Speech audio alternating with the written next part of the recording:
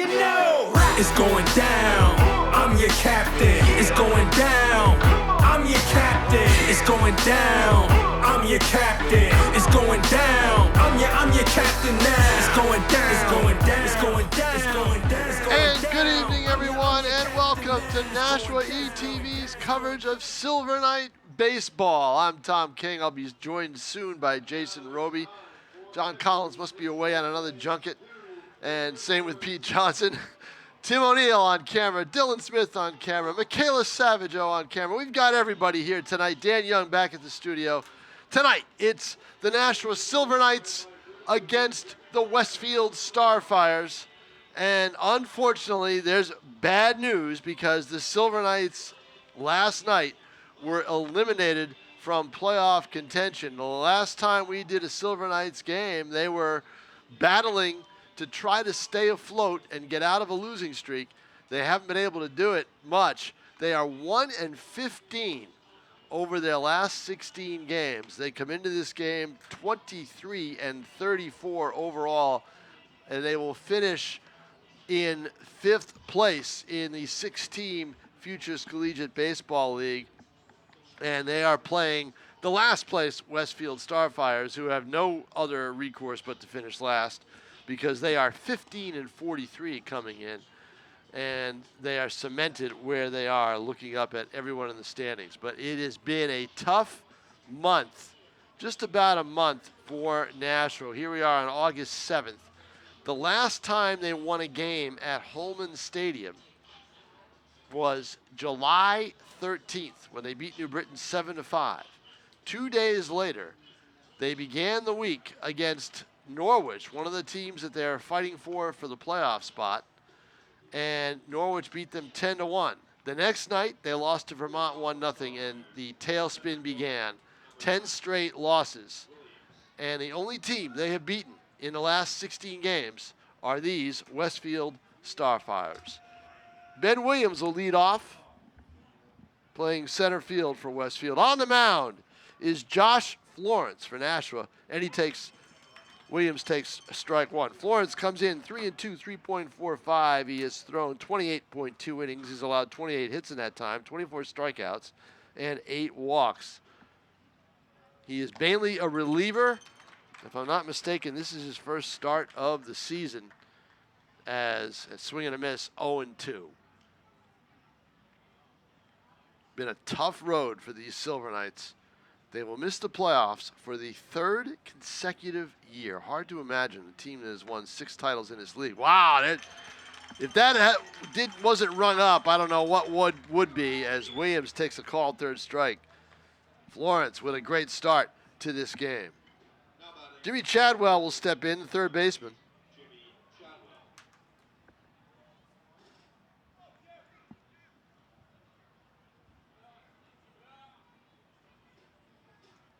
Chadwell goes to Columbia. Takes another strike. Florence over the plate. Last night, Nashua lost 10-2 at the hands of the Worcester Bravehearts. Swing and a miss on a pitch way outside, 0-2. It's tough with a 6-team league. There's nowhere to hide. You're going to have to play the good teams. You're not going to get an easy stretch of a schedule. So Nashua has struggled. They have not beaten Vermont or Worcester in the last month. Swing and a miss, strike 3. Nothing but strikes from Josh Florence. Again, normally a reliever, but getting the start tonight. Andrew Chenevert may pitch in relief, according to Nick Garino, the manager. Of course, last night the Silver Knights were eliminated, losing to Worcester, and seeing Norwich and New Britain both win their games. That eliminated Nashua, who came into last night 2.5 behind both teams. And now there's only 3 games left, and they're 3.5 back. Pitches outside. There's a ball. Ball 1 to Josh Frometta.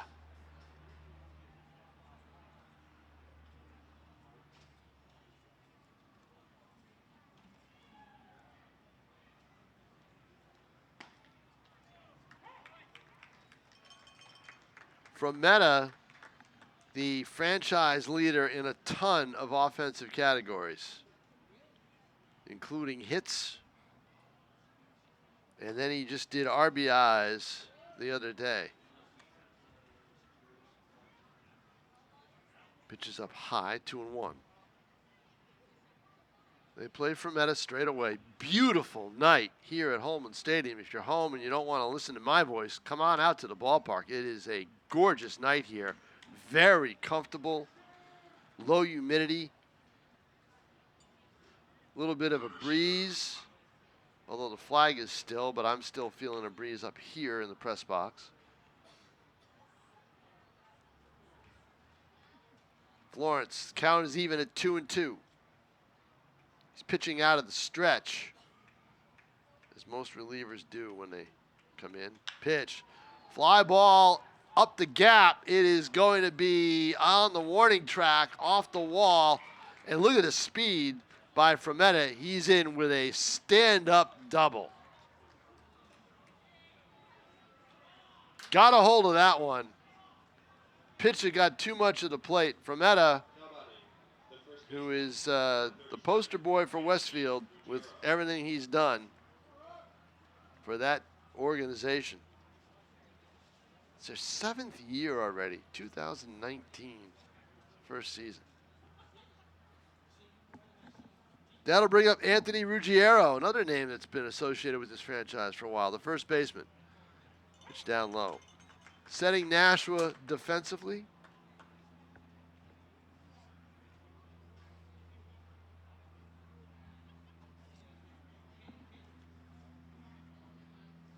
We'll hold off on that in a second. 0-1 from line drive, base hit up the middle, center field. Patterson bobbles it. That's going to be inconsequential. It's a run. So after an impressive start, 2 strikeouts, 2 hits, and it's already 1-0. Ruggiero with an RBI single. Patterson in center, Ryan Strand in left, Jack Kidwell, Campbell High School alum, in right. Cooper Tarantino steps in, the catcher. Ruggiero leads away at first.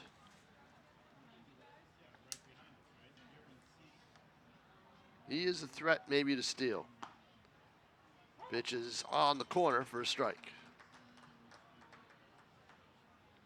Again, a beautiful night here at Holman.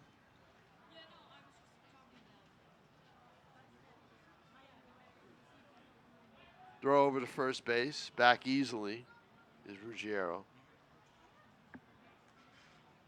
On deck, James McDermott, the designated hitter.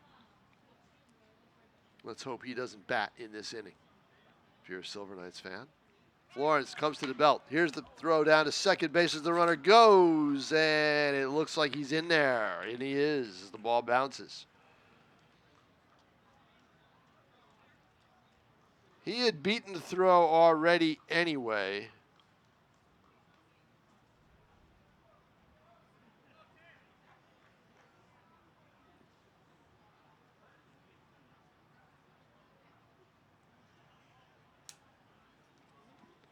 So another runner in scoring position with the count even at 1-1. Florence's pitch, slider, swing and a miss. 2 outs, 1 on. We are in the top of the first. It's already 1-0 Westfield. 2 strikeouts to start the inning, but then a double by Frometta and a base hit by Ruggiero, who stole second. Pitch, just got a piece of it, fouled it off. Count stays at 1-2. Got to be careful. Ruggiero might be a threat to steal third if Florence isn't watching.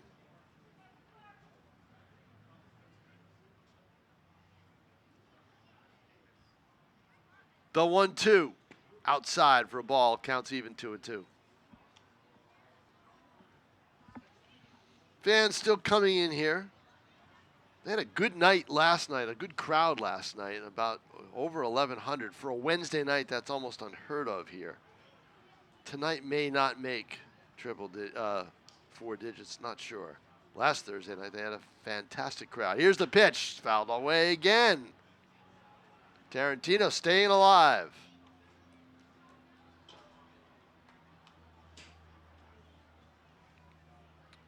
I'll be joined soon by Jason Robie. Had a little auto emergency, and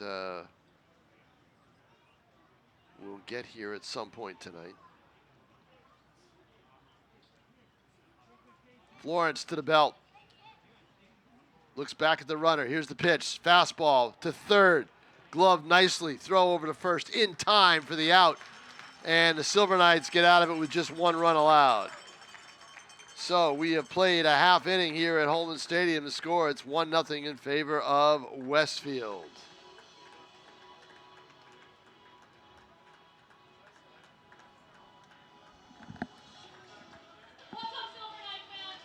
Setting the Silver Knights defensively, as I gave you the outfield, Strand in left, Patterson in center, Kidwell in right. In the infield, it's Jaden Hamilton at third, Jake Hardy at second. The shortstop is Chase Roberts, and the first baseman, Will Burns. Of course, on the mound is Florence, and then catching is Joey Curran. Now for Westfield, on the mound, Cody Heselton. 1-2, 4.21 ERA. Giving up 36 hits in 36.1 innings. This is his 8th start of the season and his 11th appearance for the Starfires.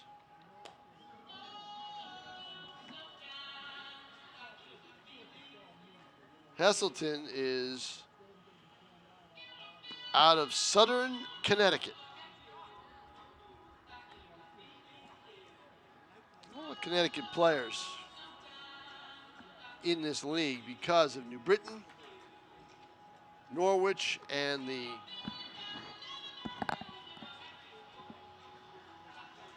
proximity of Westfield to the Connecticut border. For Nashua, Cole Patterson will lead off. Tommy Ehlers will bat second. Hamilton will bat third. Jake Hardy will hit cleanup. Joey Curran, the catcher, will hit fifth. Will Burns at first, hitting sixth. Ryan Strand in left field, hitting seventh. Jack Kidwell, the right fielder, hitting eighth. And Chase Roberts, the shortstop, hitting ninth.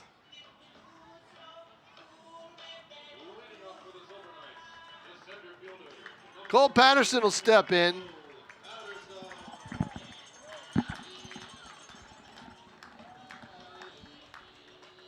Patterson has been right around 240 most of the season.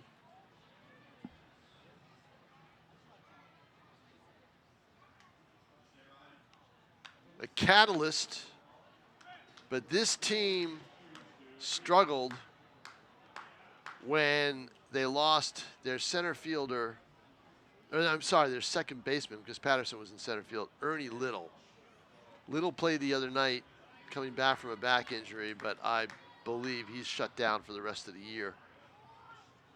He's made 2 appearances since hurting the back over a month ago. And he was hitting 400 at the time. As that pitch is fouled back, it's 1-2 now to Patterson. Patterson, what I thought was a secret weapon, hitting ninth. He was a great ninth hitter. But when Little got hurt, they had to move Patterson around in the lineup. The pitch. Outside. Counts even at 2-2. Again, a beautiful night here at Holman. Come on out. Great weather. The crowd is, more people are coming in. Pitch, line, ground ball. Nice play at second. Turnaround, throw to first in time. That's the luck that the Silver Knights have had lately. One down.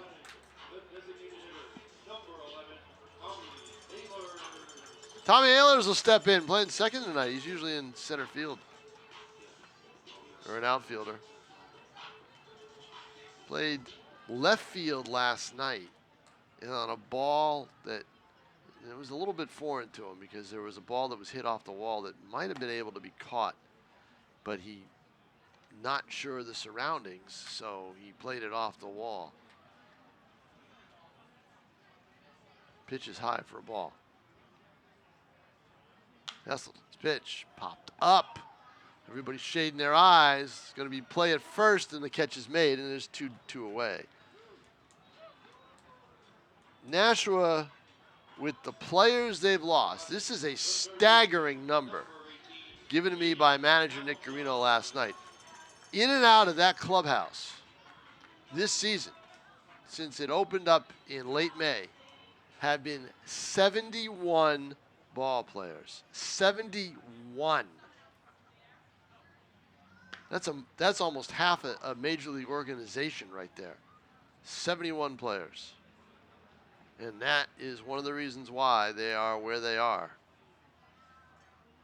Pitch is on the corner, strike one. There's a little dribbler fielded at third base, throw over to first in time. And 1-2-3 inning for the Silver Knights as they go down with 2 ground ball outs and a pop-up. We played one here at Holman. The score, it is Westfield 1, Nashua 0. We'll be back right after this. This broadcast is made possible by local Comcast television subscribers. Thank you for your support. But did you know that in addition to watching us on Channel 22, you can stream Nashua ETV on the go? Just download the Nashua Community Media TV app on your smartphone or tablet to catch the best of Nashua ETV wherever you are. But from wherever you're watching, we'd like to thank you for watching Nashua ETV. James McDermott will step in as we start the top of the second inning here at Holman Stadium. Glad you could join us here on Nashua ETV for Silver Knights baseball. Our final broadcast of the season and their next to last home game of the season. They're at Westfield tomorrow night, and then they will be wrapping it up on Saturday at 6:03 p.m. against the Vermont Lake Monsters, who are going to finish second in the standings and will make the playoffs, obviously. First pitch fouled off, second pitch fouled off from Florence.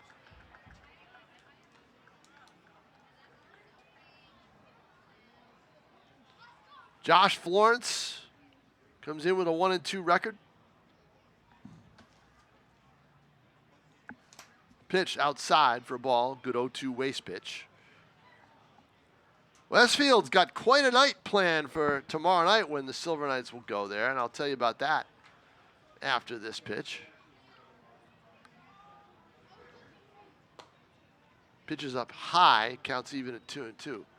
Jonathan Papelbon, the former Red Sox reliever, will not only throw out the first pitch, but what we've been told is he has signed a one-day contract and he will take the mound at some point in tomorrow night's game. Pitch, ground ball, up the middle, base hit.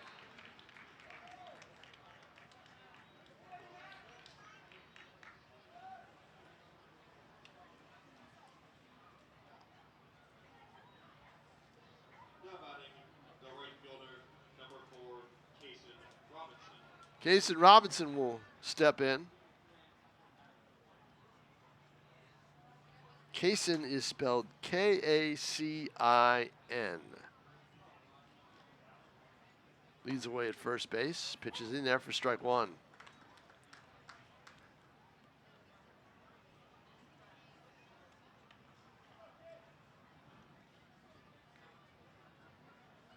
He's not all the way to that point on the grass, so I don't think he's ready to go. Once you see the runners, that pitch is high for a ball, 1-1.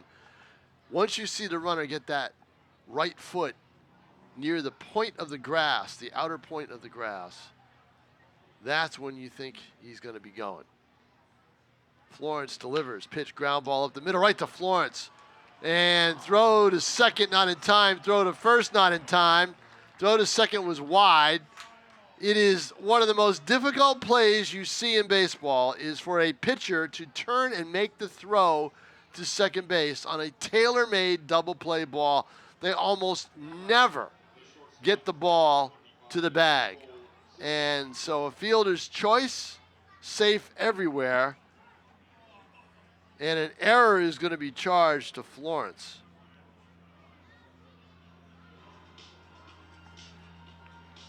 And coming out, Joey Current to talk to Florence about, probably to settle him down a little bit and also talk about the hitter, Cole Sylvia, stepping in. Tailor-made double play. Florence snagged it. Might have been better off to let it go through and might have been a 6-3 double play if that had happened. Tailor-made ball. Couldn't do it.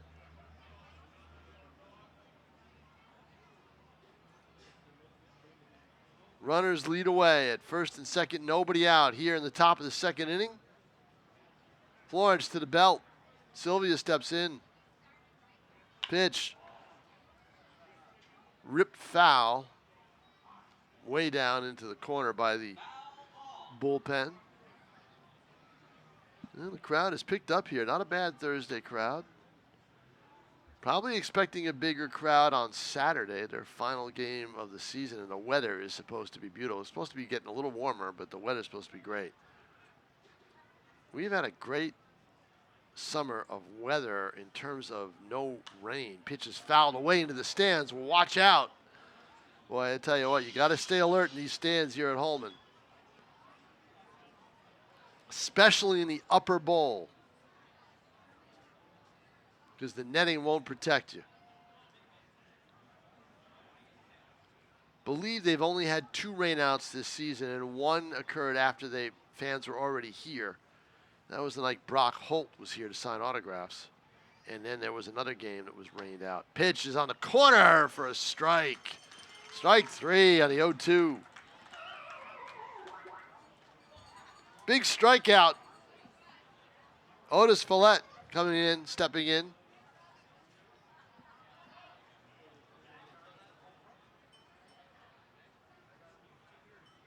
Follett, a Keene State player.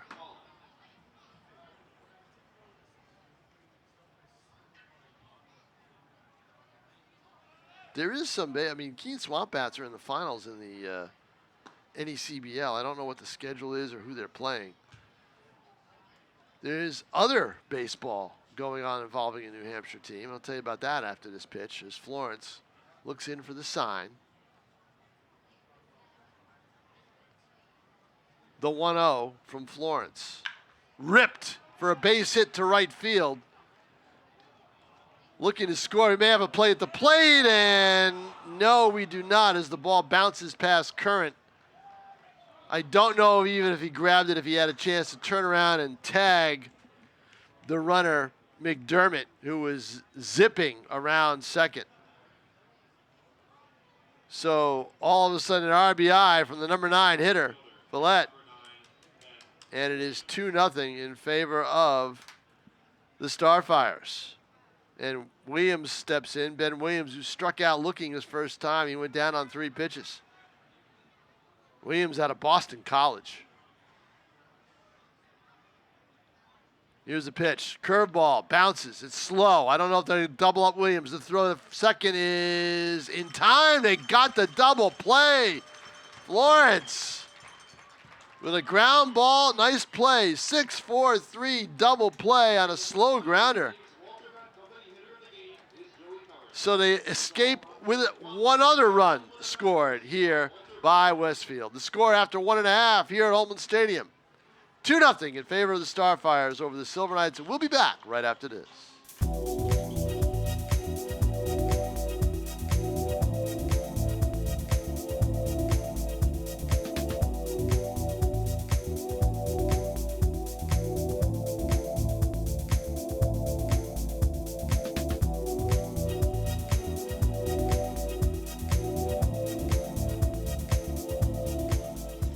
Welcome back to Holman Stadium, everybody. It's 2-0 in favor of Westfield here in the bottom of the second inning. Jake Hardy will step in for Nashua. Nashua went down 1-2-3 in the first inning against Cody Heselton, I'm sorry.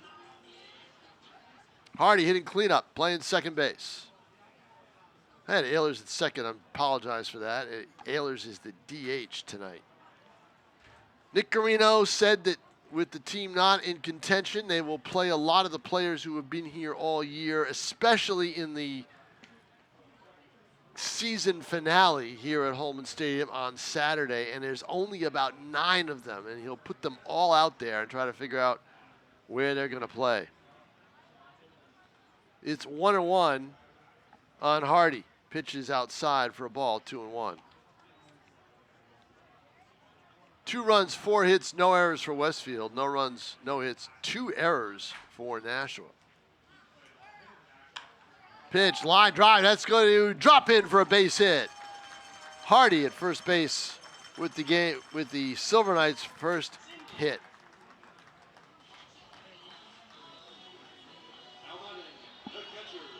Joey Current will step in. Current evidently was charged with an error on the dropped throw. On the throw at home and caught it, and it dropped. Unless the error was given to the outfielder, not sure. But I don't think he would have gotten the runner at home anyway. Hardy leads away at first. Pitch, bouncer. Would have been a good pitch to go on. He would have made it easily.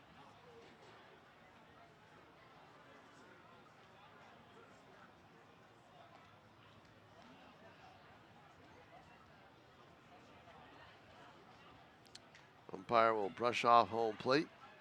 Get the loose ball. Current will step back in. Current showed a lot of power early in the season, but hasn't done much since in terms of the home run ball. In fact, Nashua has not done much at all with the home run ball, and that's part of the problem that they've had this year. They've been with the roster that's been left them after a lot of players were shut down by schools or left or got hurt. Basically, an offense that can produce a lot of singles, but not much more. Not many gap hitters or power hitters. Pitch, well, pop, fly ball to left field. Easy play in left, and it's made, and there's one away. Current just got under that curveball that he just missed.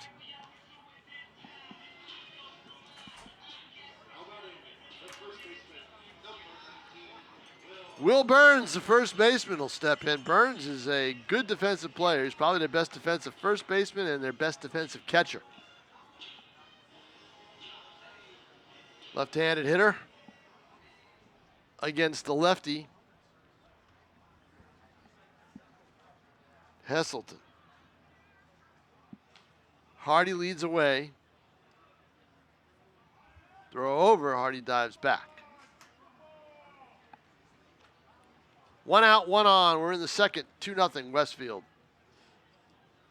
Our final Silver Knights broadcast of the season. Hardy is at that point on the grass, but he's not going yet as he steps forward. 1-0, pitch down low.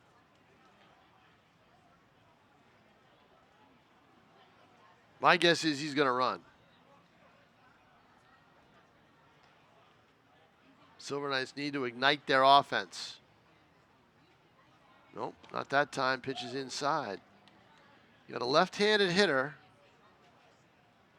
which makes that throw to second a little more difficult. But you got a lefty pitcher who can spot the runner very easily.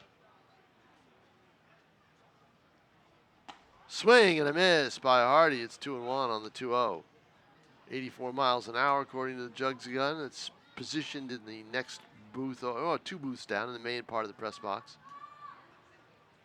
Probably a +5 or -5 miles an hour differential. And in terms of accuracy, pitch fouled away. 2-2.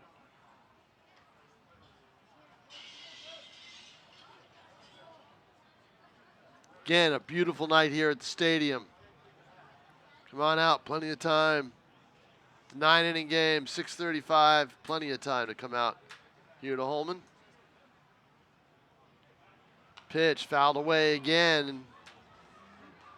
Count remains 2-2.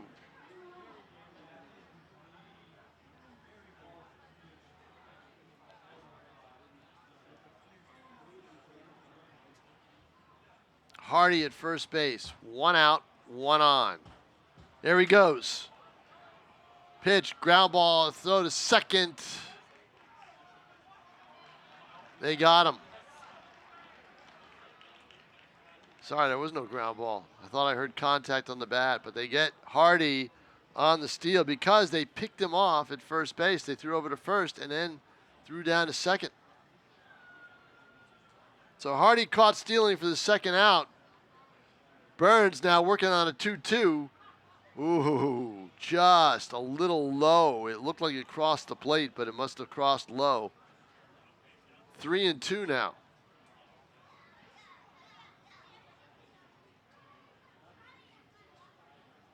Pitch. Fouled away just to my left. Reaches the top of the suites.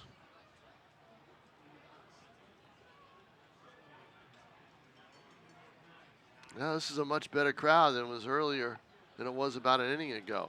Here's the 2-2. Line drive, that's going to drop for a base hit. And just too bad that Hardy got thrown out at second, because Nashua would have something going. Let's see if they can get something started again. I don't think Burns is a threat to run. And Ryan Strand will step in.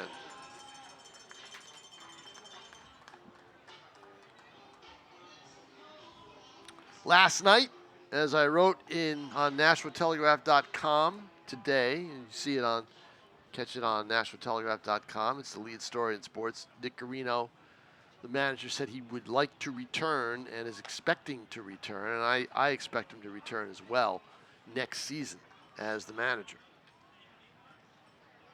Not a lot of what has happened is really his fault. And this was a get your feet wet type of year for him. It's his first year as a manager, so there's not a lot of experience with the staff. Spencer Bergeron is more experienced, and he's the pitching coach. But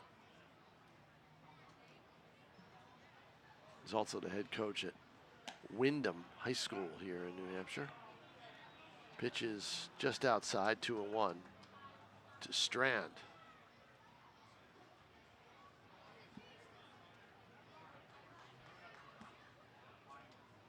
Burns leads away at first, not a threat to run. Ooh, called strike, caught the corner evidently. 2-2.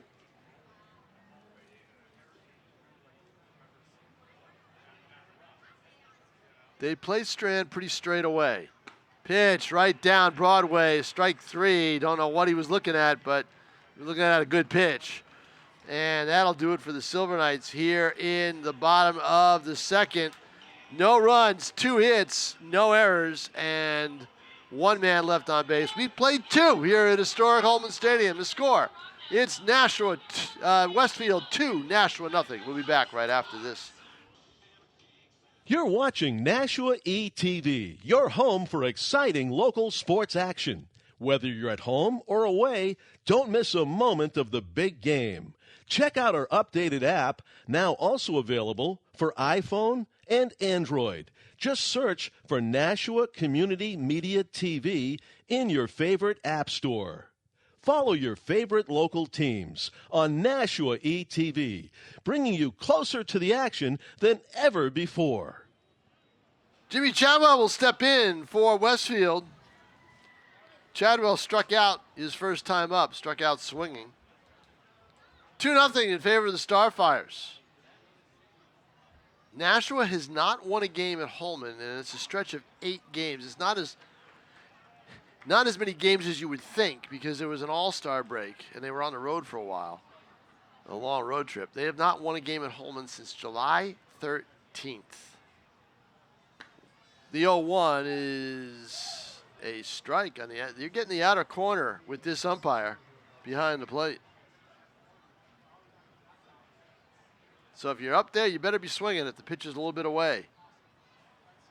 Nashua has taken 2 pitches away and hit the other way, which is what they need to do. There's a slow grounder, and not able to field it is the third baseman,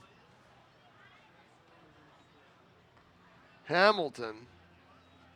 And that is going to be an E5, and it's the 3rd error on the Silver Knights. That's a play you make. You go to your left, grab it. Looks like he took his eye off the ball, wondering if Roberts at short would grab it. And that's been the story. The infield here has not really done the job.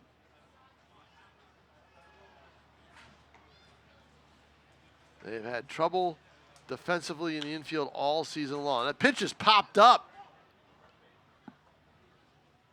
and taken there at first by Burns.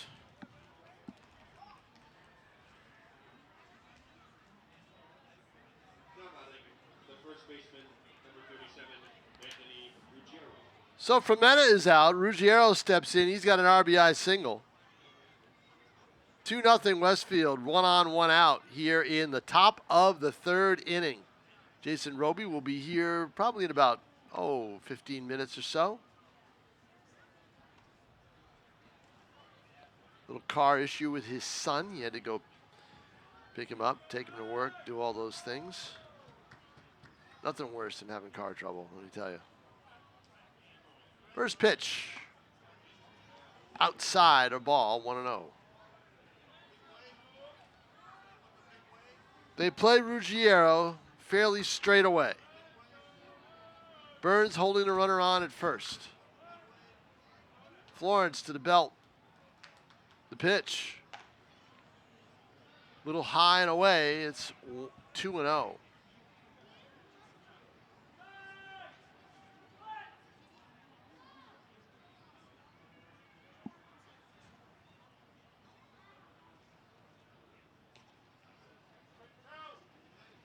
Florence to the belt. Here's the pitch. 2-0 delivery. Same spot, same location. Ball 3. Westfield 1 pitch away from putting 2 on with 1 out here in the top of the 3rd. In a battle between the 2 non-playoff teams in the FCBL. And they will play each other again tomorrow night in Westfield. Jonathan Papelbon will be there and evidently sign a 1-day contract with the Starfires. He'll throw out the first pitch, and then maybe he'll throw a few more pitches. And also singing the national anthem will be Todd Angeli, who sings the anthem for the Bruins. There's a pitch outside again for a ball, and on 4 straight pitches, Ruggiero draws a walk. Activity in the bullpen, that might be Chenevert, not sure. Andrew Chenevert. Cooper Tarantino steps in. So Ruggiero's reached base twice. He singled in a run and he walked. Tarantino grounded out to 3rd to end the 1st inning. Runners lead away from 1st and 2nd. The pitch, swing and a miss, strike 1.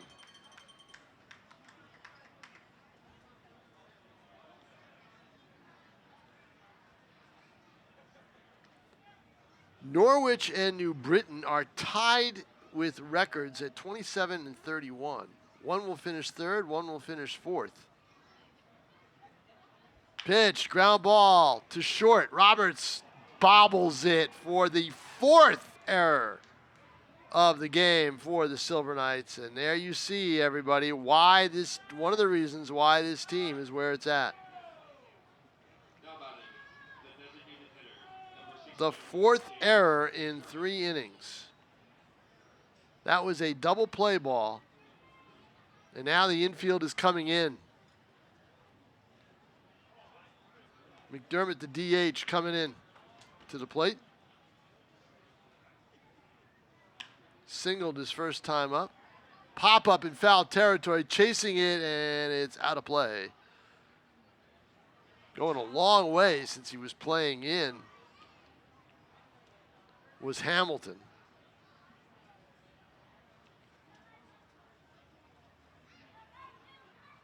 but to no avail as it landed in the kid zone.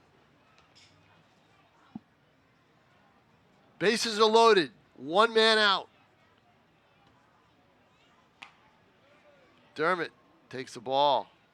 1-1.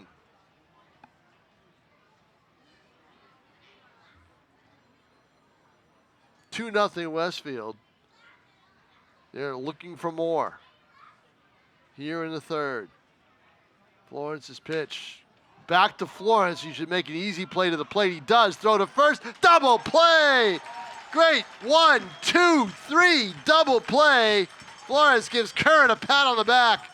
He underhand flipped it to make sure he got the runner at home on the force play. And then the throw to first by Curran zipped it down with time to spare. A nice defensive play. For the 4 miscues they've had, that was the play of the game right there for the Silver Knights. No runs, no hits, 2 errors, and there were 2 men left on base to score after 2.5. It is 2-0 Westfield. You're watching Nashua ETV, your home for exciting local sports action, whether you're at home or away. Don't miss a moment of the big game. Check out our updated app, now also available for iPhone and Android. Just search for Nashua Community Media TV in your favorite app store, bringing you closer to the action than ever before. Jack Kidwell will step in to lead off the inning for the bottom of the third inning for the Silver Knights. It'll be Kidwell, Roberts, and Cole Patterson. Hopefully more than that. Against Cody Heselton. Pitches inside for a ball as it bounced near the batter's box. Heselton with the windup and the pitch. Fastball that is up high and outside for a ball, 2-0. Kidwell has not played a whole lot this season. He'll probably see a lot of time next 3 games. Ground ball to second, up with it, throw over to first in time for the out, and that'll be 1 away.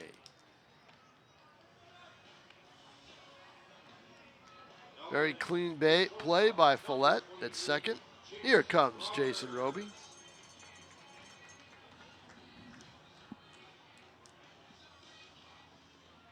Chase Roberts steps in.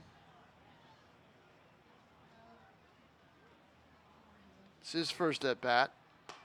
Pitches up and away for a ball.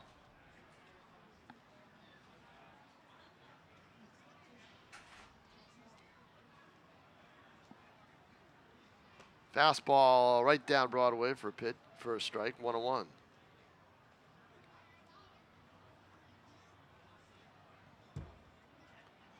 Heselton, the windup. He works quick with nobody on and pitches fouled away for a strike, 1-2.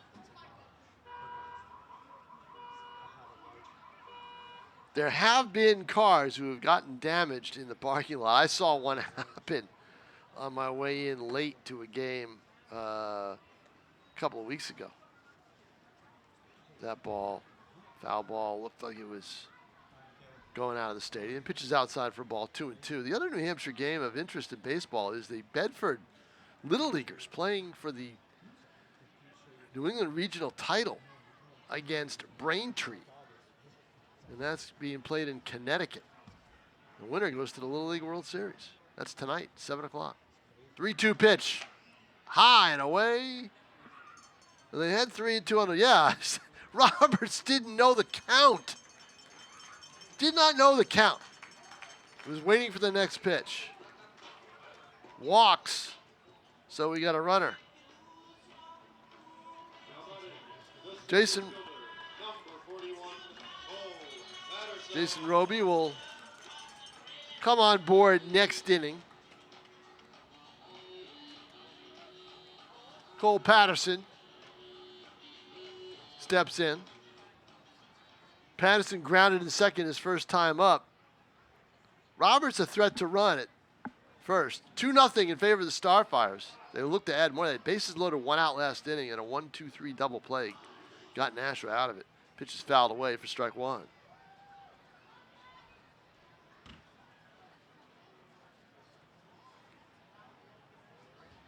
Westfield just 15 wins on the season. Been a long year for a team that made the finals last year, but only had a couple of players, maybe 3 at the most, coming back from that team. Pitches the ball, 1-1 to Patterson. Roberts leads away at first, but not a big lead. Pitch fouled off to the left side and out of play. To the stands. 1-2.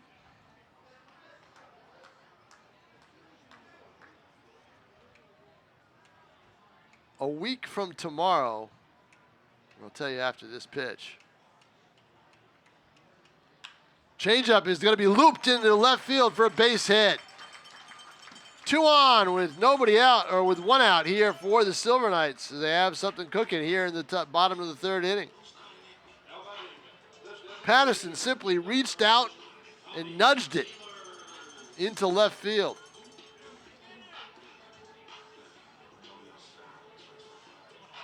Silver Knights' 3rd hit of the game. Now, they had 8 hits the other night at, I'll tell you in a second here.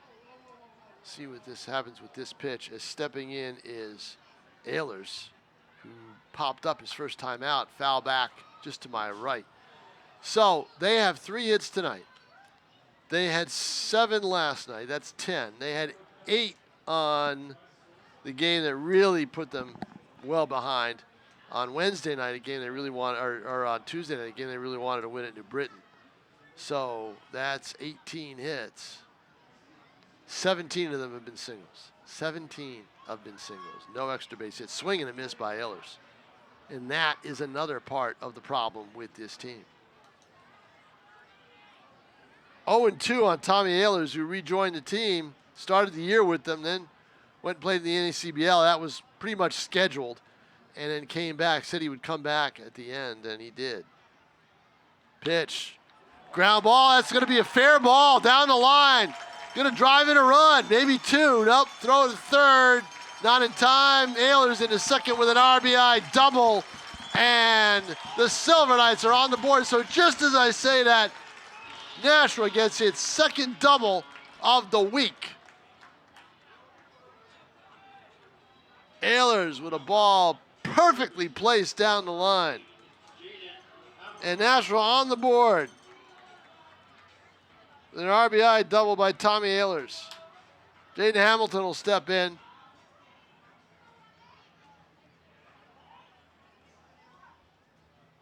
Brendan Walsh had that double at New Britain on Tuesday night. The other 7 hits in the game were all singles. So that stops the streak of singles, of non-extra base hits. And it'll be a trip to the mound by the Starfires.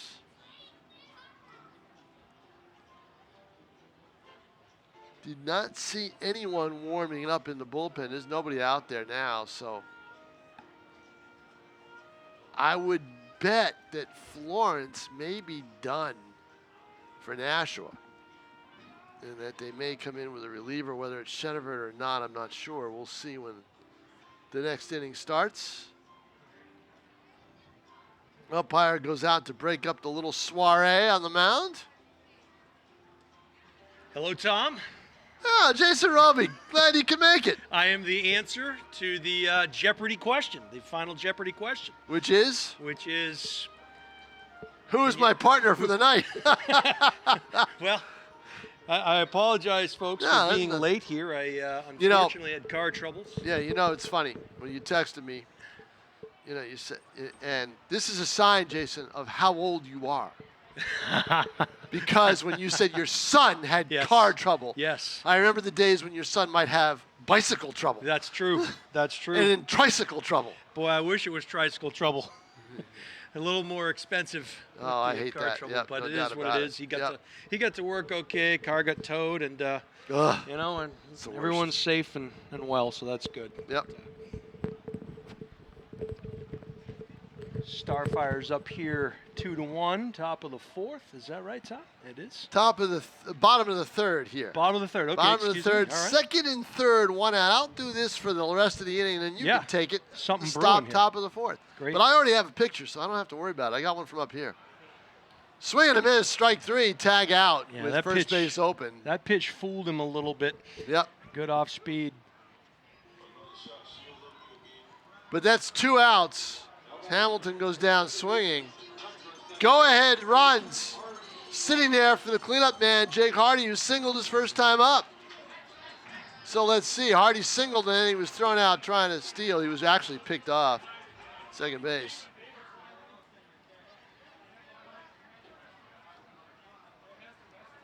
Heselton comes to the belt, delivers a strike. That ball, good frame there by the catcher, Tom. No doubt about it. That's been a ball all night, and all of a sudden it's a strike. Well, somebody has plans for dinner later tonight. Heselton to the belt again. Here's the 0-1, down and in.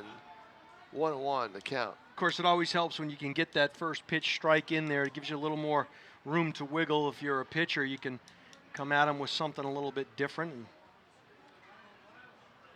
The 1-1 on the corner for a strike. Consistent, that pitch. Yeah, it was borderline, but I thought that was... Look, if it's good enough to hit, and it was, it should be a strike. That's how I do it. There you go. 1-2 now. Hardy swings, a defensive swing, and he fouls it off. Yeah, got a piece of that one there to stay alive. Nice job by Hardy staying alive there. So Westfield up 2-0, and in between innings I'll go over the scoring. They were up 2-0. They're up 2-1 now, but they were up 2-0. Here's the 1-2, and it's down. Good pitch, though. Let's see if he could tempt Hardy. That was down on purpose. Now let's see if he comes in with the fastball. He's working quickly with men on base, second and third. Here's the pitch. He does. Swing and a miss, strike three. 2 strikeouts as Heselton gets out of it, but allows 1 run. We'll stay here. We don't need to break now. I've got somebody to talk to. Wow. But here is what's happened. Yeah, catch me up, Tom. Yes, so leading off the game, 2 strikeouts by Josh Florence, the pitcher, and then a double and a single for an RBI by Anthony Ruggiero. And looks like Florence is staying in the game. And he will stay in the game. They had a reliever warming up. But so 1-0 Westfield, top of the first. Top of the second, 2 hits, an RBI single by Otis Follett. A single and then a fielder's choice and an error. Moved the runner to second, and then Follett with the RBI single in the 9th spot. And then a double play got Nashua out of the inning. Nashua's turned 2 double plays. Westfield had bases loaded, 1 out last inning, thanks to 2 errors. And got out of it. Nashua got out of it. A 1-2-3 double play. 1-2-3. Florence underhands it to Current for the force at home and throw to first for the out.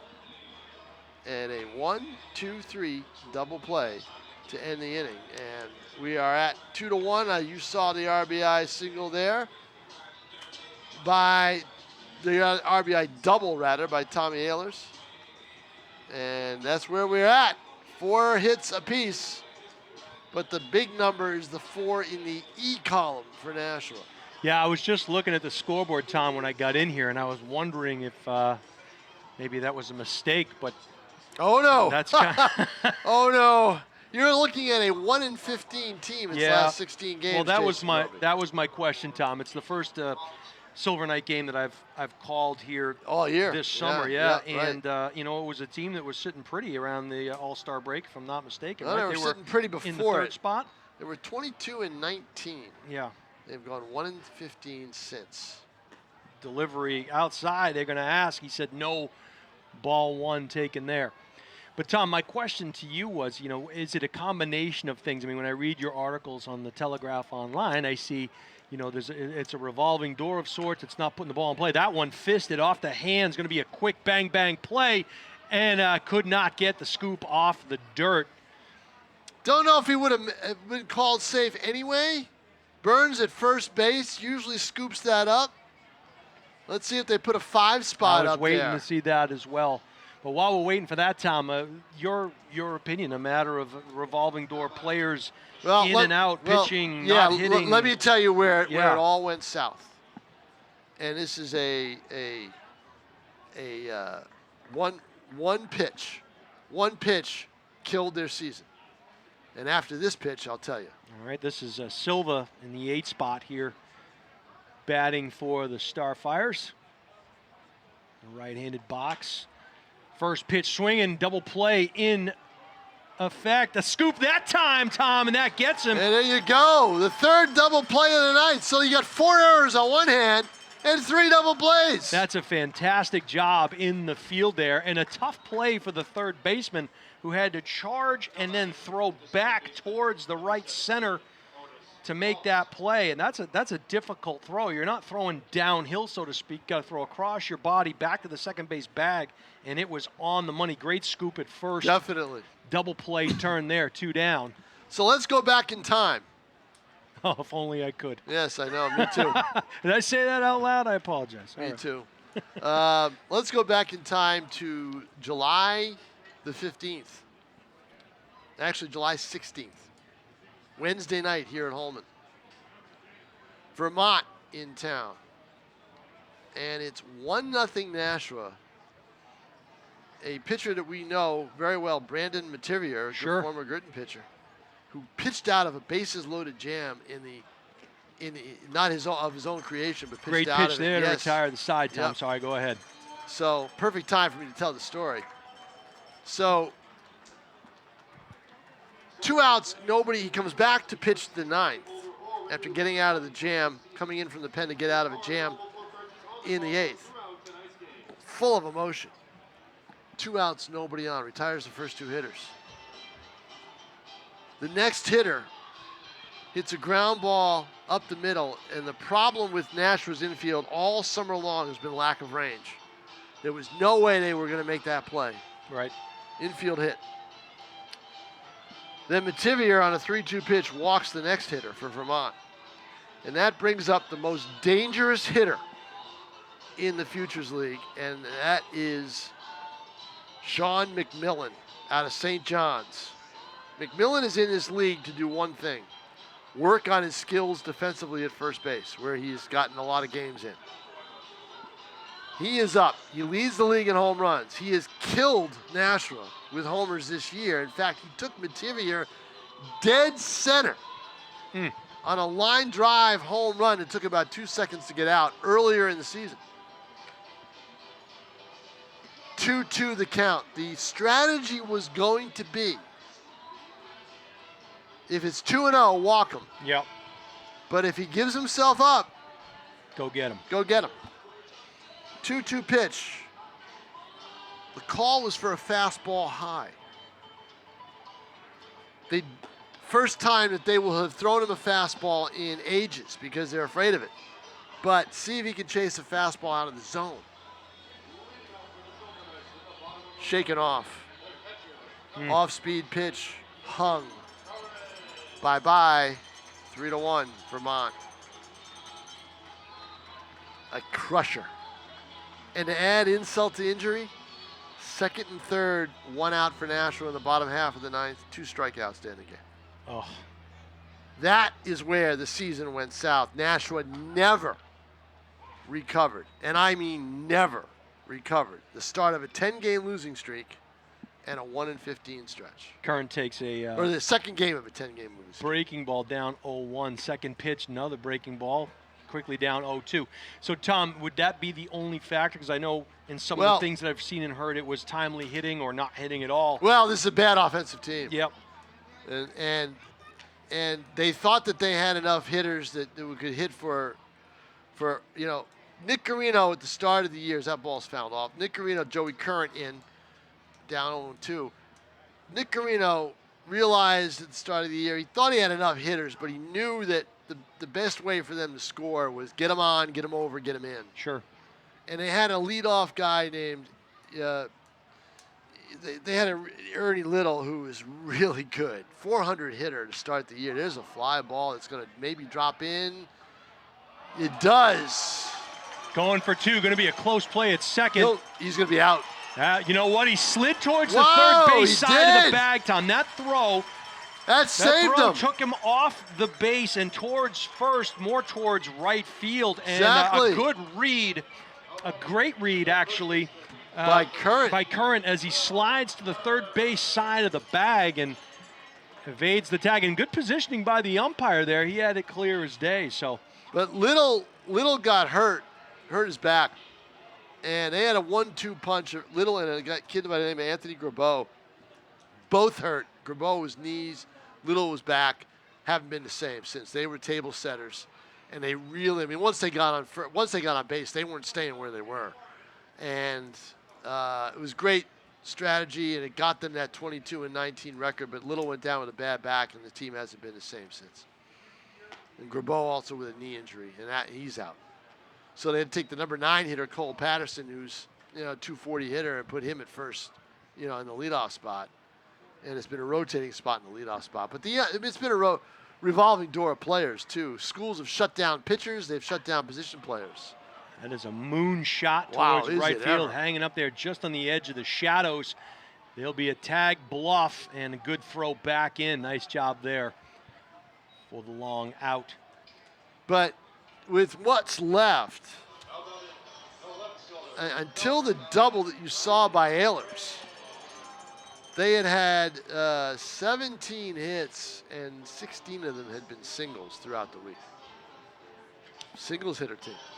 And that's not going to get it done. That's not going to get it done. It's not going to get it done in this league. And with runners in scoring position, they've been abysmal. So it's just been, it's just gone steadily downhill. And, they lost, basically 3/5 of their starting rotation. Shut down by schools.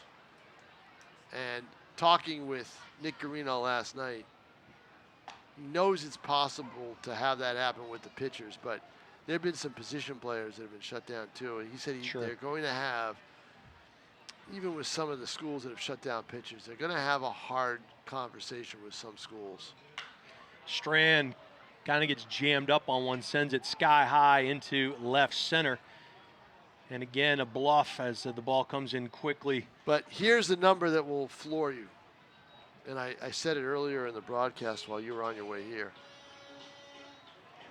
Through those clubhouse doors, since the season opened, take a guess how many players, Jason, have come in and out of those clubhouse. Take a guess. Okay, we're going to go 61 players. Not No, bad. 71. 71? On the 71 nose! players. Okay. On the nose. You must have read it, my story last night. You must have read it. You did. You read it. There's no way you could guess that number. You read it and just remember what it was. It's possible. It's possible. Oh, yeah. That's a lot. That's a lot of players. Staggering amount of players. That one fouled out of play, fisted. It's going to be a long run for the third baseman. He runs out of real estate. Yeah, right behind it went behind the tarp. No way to get it. But Tom, credit to the fans here in Nashua. They've shown up. They've shown up, and it is half-price beer night, I think. So I don't know if there's a It is 50% off on the suds here at Holman Stadium. I actually came in. I was here, I want to say, a week and a half ago. I was doing an interview here with a young man, fastball taken up and in.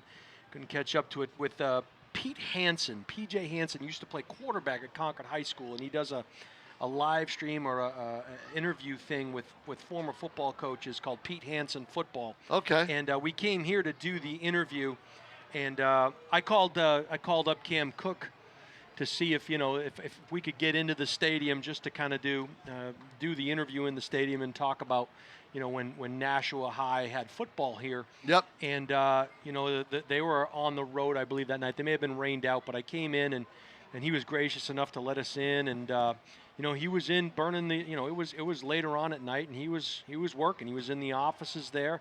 That pitch taken. Well, you can appreciate this. Count. You can appreciate this. Cam Cook is around the stadium somewhere. I saw him here, But I don't know how much time he's going to spend here tonight. He didn't spend much time here, I don't think, last night, because his wife is expecting and due tomorrow. Oh, wow. Yep.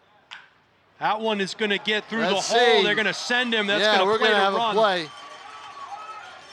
And I He's spoke in. too soon. He called him safe. Yeah, he he slid got under it. that tag. He Play got it in. second. He got in. He got the leg in. I watched it. I'll tell you what, that was a heck of a throw. And a I great- didn't think it was going to be that close. Oh, I knew there was going to be a play at the plate because Curran doesn't have a whole lot of speed, Jason. He He's just the got a catch- good jump. It he's the looked like he catcher. had it. Yeah, Yep. but And don't forget, he had enough speed. He got in there. He expended all that energy going to second for the double. He was still, yeah, catching up from that double. So Kidwell with the RBI, the former Campbell player. Good piece of hitting there. Yeah. Went between first and second. Running with contact and off. And guess what? We're tied. It's the first time in a long time. Well, actually, no. It was Sunday the Silver Knights were tied with Worcester. Again, they haven't won a home game here since July 13th. A 7-5 win over New Britain, and that was right before the 10-game losing streak started. So the Silver Knights come in here at 23-34 overall. They're 5th in the league, and Westfield at 6th place, 15-43. So their places are cemented. Oh, yeah. It was all set. It was 3 teams were vying for 2 spots, New Britain, Nashua, and Norwich. And, you know, Nashua, had they beaten New Britain on Tuesday night, would have been just a half a game out of a spot, and this game would still mean something. And as it is, they're just playing this one out. 3 games to go in the season. One more game here at Holman after tonight. Is that correct, Tom? Yes, it'll be Saturday at 6:03 p.m. Vermont will be in town, and Vermont won't bring many of their ace players. I don't think you're going to see Sean McMillan, and Nashua will be the sigh of relief there. I don't think you'll see McMillan here. In fact, it'll be, you know, half the roster will be off, won't even make the trip, I would imagine, because the playoffs start on Sunday. And they've sewn up the 2 spot. Is that correct, Tom? Are they Worcester 1, Vermont 2. Yeah. Nice pitch Those there. 2 are head and shoulders above everybody else because New Britain, and that'll do it for Nashua in the inning. They get a run, and we're tied at 2. But those 2 are head and shoulders above everybody. They've been head and shoulders above everybody all year. And here's the problem, Jason. When you have a 6-team league, there's nowhere to hide. Yeah, exactly right. You don't have an easy schedule stretch, right? You're not going to play, you know, say Nashua was 3rd, and they're not going to have the 6th, 7th, and 8th place teams one after another on the schedule because there are no 7th and 8th place teams. Tom, when you were writing about this Nashua Silver Knights team, did you have a sense that this was, even though they were in that 3rd spot? No. I had did you no have a sense that it was going that way? No sense it would happen. They had won 6 in a row at one point. So they had the potential to win games. But all of a sudden that week, a couple starting pitchers were shut down. And so, but shut down due to pitch count, due to the schools shut them down. They knew they had only so many starts or so many innings pitched. So, do you have a feeling that maybe the front office knew that this was a possibility? No, I don't think so.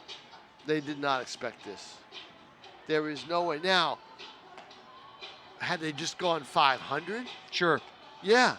Had they gone 500 through that stretch? Yeah, that's what they expected probably, right? Right. And they knew reinforcements were coming. They knew they were going out and getting other players.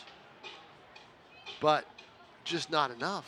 It's just a roll of the dice, really, and the formula itself, it seems like, you know, in years past, maybe they've had it figured out, or maybe it just kind of worked out for them, and guys weren't being shut down, and guys weren't getting hurt, and there was timely hitting. They had gotten reinforcements. When B.J. Neverett was in charge of the players and he was also managing the team, they had gotten reinforcements, and they would always give them, catapult them to victory. In fact, even Cam Cook did that. They got a DH from former teammate of Cameron Nichols, who came in 2020, and they were loaded with Division I players, but a lot of them had to leave because the league ran late.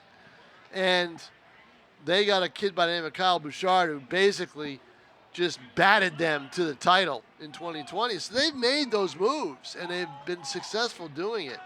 just weren't able to do it this year. But let me tell you something. Something has to change because this is the third straight year they're missing the playoffs. Something has to change. Well, I think, and in looking at, and Williams puts Fouls that it one out off. of play One off and to the two. right.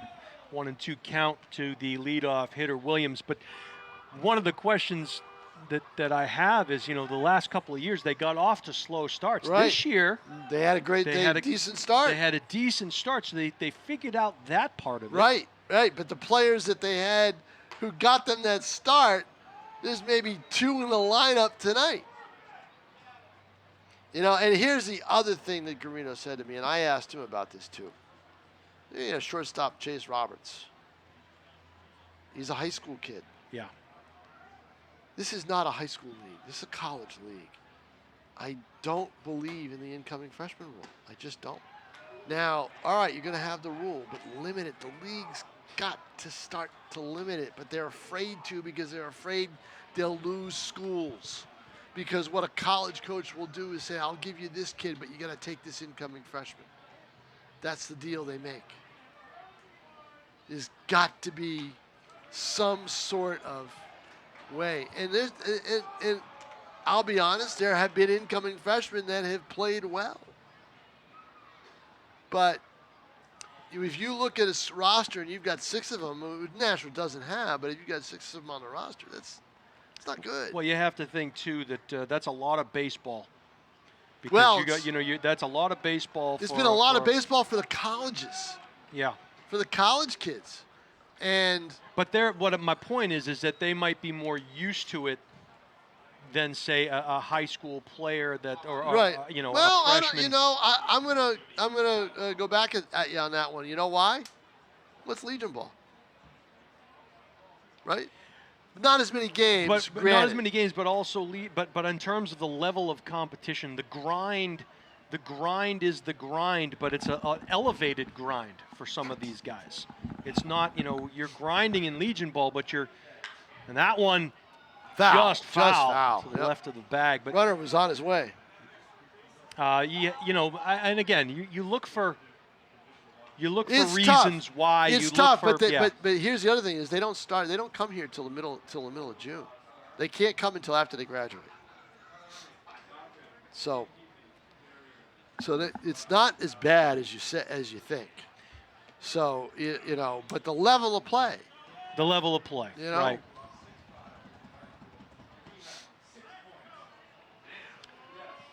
But one high school kid, from what I understand, said he wanted to leave because he couldn't take the travel. And the team has had 2 road trips. The schedule makers were not kind to this team as far as road trips. In terms of, they don't. Well, there's that a was bullet. Laced, Caught. falling but caught. Nice jump by the left fielder there. Yep. Get underneath it, register the out. Yeah, one Ryan down here. Strand, who's used to playing left field, made that play, got ahead of it. Strand had a great jump. But they have had 5 straight games on the road. Now they don't stay overnight anywhere. The only place they stay overnight is Vermont, if they have to play consecutive games. 5 straight, and they have twice. 5 straight games on the road, 6 straight games on the road. Their last trip, 7 straight scheduled on the road, but 2 of them ended up being rained out. Yeah. So that helped them. So many variables. Quick throw over to first in the dirt, scooped up, sliding back safely. But I've seen a team that has been dead. Once they fall that's behind, the other once thing they too, fall John. behind, I mean, look, you lose that many games mentally, it's going to wear on you, right? That one hit off the hands and gets into the gap, run down by the shortstop, but he'll have no play. Nope. Runners at first and second. So that's the other question too, right, Tom? It's, you have so many variables in putting this thing together. There are so many moving parts. Who's coming in later? Who's going to be shut down earlier? Here's what you have the. But here's what you got to do. With the variables, I understand all that. They don't have a Sean McMillan on this team. They don't have a Jackson Marshall. Not many people do. Right. But Marshall's got some good hitters around him. Sure. They don't have those players, and they haven't all year long. Yeah, they Marshall were protected. counting. Yeah. They were counting on some players to provide a little bit more power, and they haven't done it. And I'll give you a perfect example. River Hart led this team in homers last year, and he came back this year.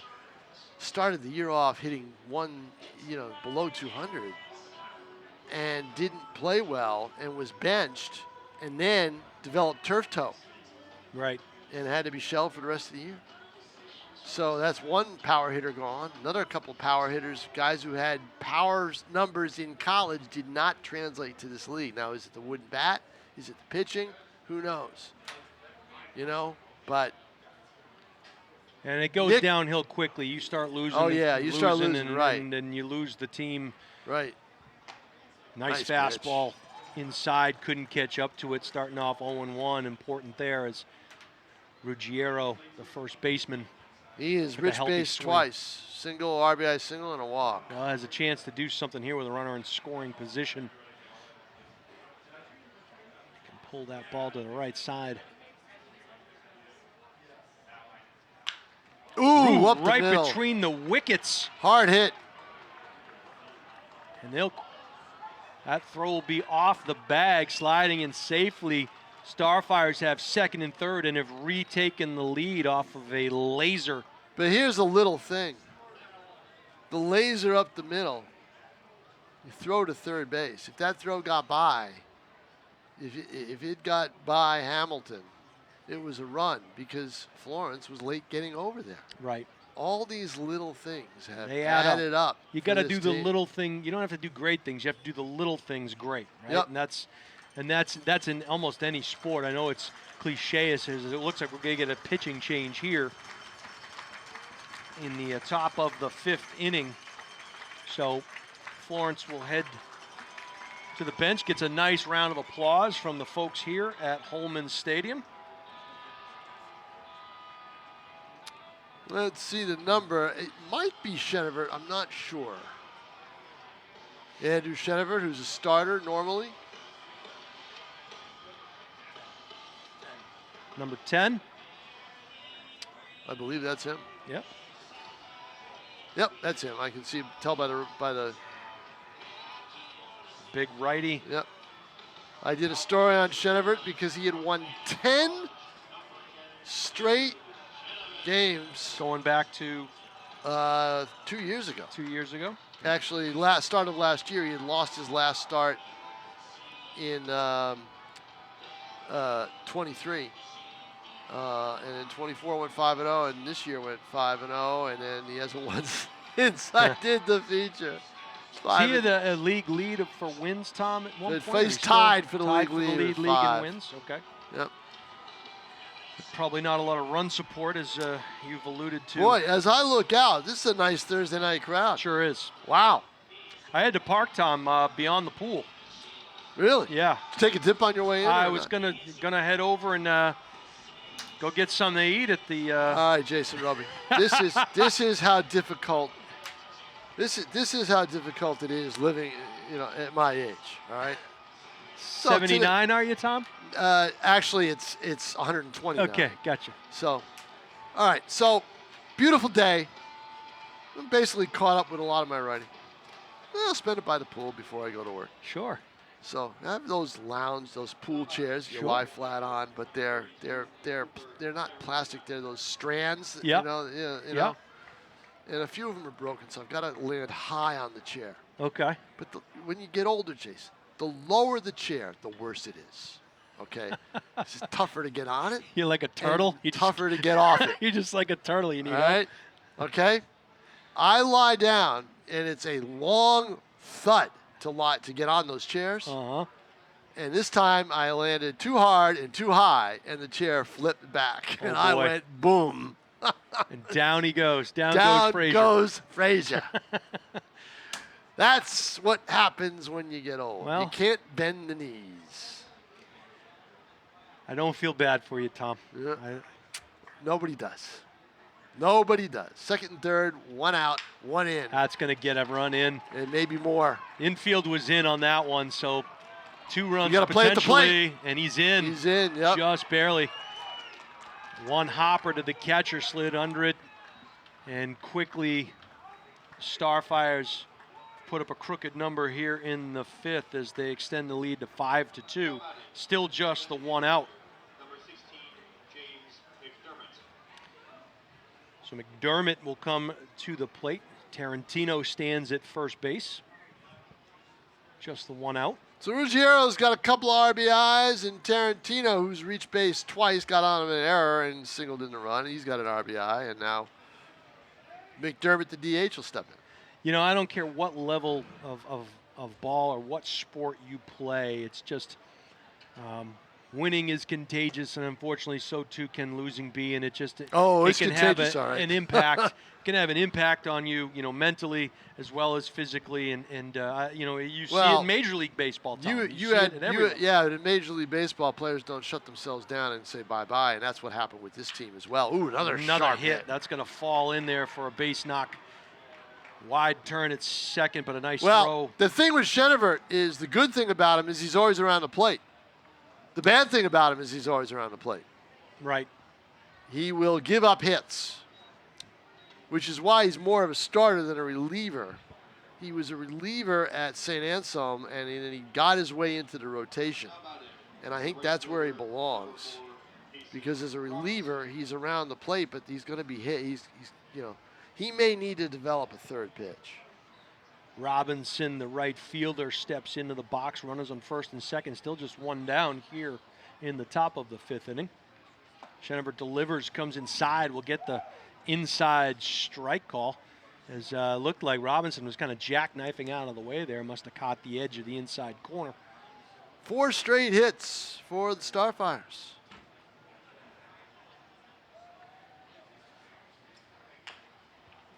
Slow roller to the third baseman, gobbled up there. Nice play at first, and they will get the out. If that ball had been just hit a little bit harder, they had to play on the runner to tag him out, but they couldn't get it. He had to come in too far to make that play. And the runner's safe at third. Runners move up second and third with 2 down. Wow. Westfield's got quite a little party planned for tomorrow night at Westfield, at their field, as Nashua will play them again tomorrow night. What's on the docket, Tom? What do Jonathan Papelbon is going to throw out the first pitch, and reportedly he's going to sign a 1-day contract. And will he pick a fight with someone from the crowd? I wonder. I wonder. And World Series hero John Papelbon, Boston Red Sox. And singing the national anthem, Todd Angeli, who we know well because we talked to him, remember? Yes, I do. When he did the hockey games. That's right. The New Hampshire Girls High School Hockey Invitational. That'd be cool to see Papelbon for sure. Well, we won't see him. Are you making the trip, Tom? No, I will be in Foxborough tomorrow night. Okay, here we go. For the preseason opener. You get home about 3 in the morning? Yeah, probably. Well, actually, preseason games, you can get home a little earlier. I'll probably be home. I estimate the ETA that I'm hoping for is 1:30. That's the ETA I'm hoping for. So the question I have for you is, has Vrabel been hard on you? Has he been? I've heard he's been tough to the press. I have yet to be in person to a Vrabel press conference. Okay. The times that I've gone down there, I have missed the press conference because you ever go in the morning, stop and go on 128. It's quite a journey. Another slow roller to the shortstop. They'll have a play at first. Nice job. Bang, bang. Recording the 3rd out, so we'll go to the bottom of the 5th inning. Starfires put up a 3-spot, extend the lead to 5-2. They have 9 hits, no errors. On the other side of the ledger, it's the Silver Knights with the 2 runs, 6 hits, and you heard that right, 4 errors for the Nashua Silver Knights. We'll head to the bottom of the 5th here at Historic Holman Stadium. Jason Robie, Tom King. Tomorrow night. The Diesel, Tim O'Neill on the camera beside me. Dylan Smith, Michaela Savageau is down at first base. Savageau no longer here. Oh, she left. I looked to my right, and That's right. got Dylan Dylan's down get there. to the chopper. Smith. Wow. Yes. So No, I get to see everybody. I think Savageau got to the chopper. Probably, maybe not a bad move. Flew off. Good stuff. No, Savageau, she was here when I got here, and it's like a cast of thousands. It's like a reunion party. I haven't seen you guys all summer. I got a picture, Tom. I was telling Pete Johnson this. I have a Nashua ETV hat here for me in the booth. You used the age-old excuse, my dog ate my homework. My dog actually ate my Nashua ETV hat.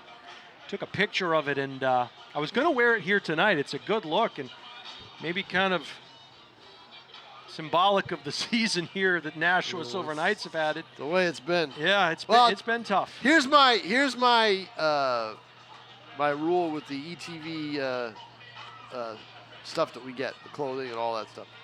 If I'm going to be on camera, I'll put it on. Okay. Not on camera, forget about it. Okay. Wow. Yep. Because I don't usually wear collared shirts. Yeah, you got to be able to move and breathe. I'm with you. Yeah, you know. I got you. So I mean, I'm so wearing when a I collared did, shirt when tonight. you saw when I did the Butch, take a look at the video when I did the Butch interview. Yeah. What was Yeah. I wearing? I was wearing ETV. You had the apparel. ETV shirt on. Right. The ETV. And I shirt. should have the ETV shirt Those on. are That Eddie is- Bauer shirts. Those are nice shirts. Yeah, those are great shirts. I love them.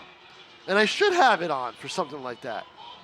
You know, you want me in studio? I'll put it on. You know, we do a stand-up in front of the camera? I'll put it on. Here it is. You know? Well, interestingly enough, Tom, I've heard, and I don't know if there's any truth to this rumor, but ratings go up the more you're not on camera. That's true. I don't know if that's true or not. No, it's definitely true. Dylan's nodding his head. Yes, I got a thumbs up. But From, do you know, because of social media, Yeah. I have gotten more comments about that Hobson interview. It was a great. Did I anything even I've texted done- you, Tom. I did anything texted I've you. done. It was a great interview, buddy. Well, you know what? I cheated. Because a lot of the same questions I asked him a week, 10 days earlier for a That's story okay. I wrote, you know? That's okay. So I knew what I was going to do. It's like studying for a test. You Oh, don't yeah. just go in there blindly. You have No, yourself you know, ready to well, go. you have to when you're going to, sit with Butch. And I was glad that we were able, and, Dan Young and Pete were there, and they did a great job of orchestrating everything and producing everything and the whole bit. We did only so much for the broadcast, the lead-in for the broadcast, and then the rest of it was all put together. And thank you to ETV for airing that as a separate.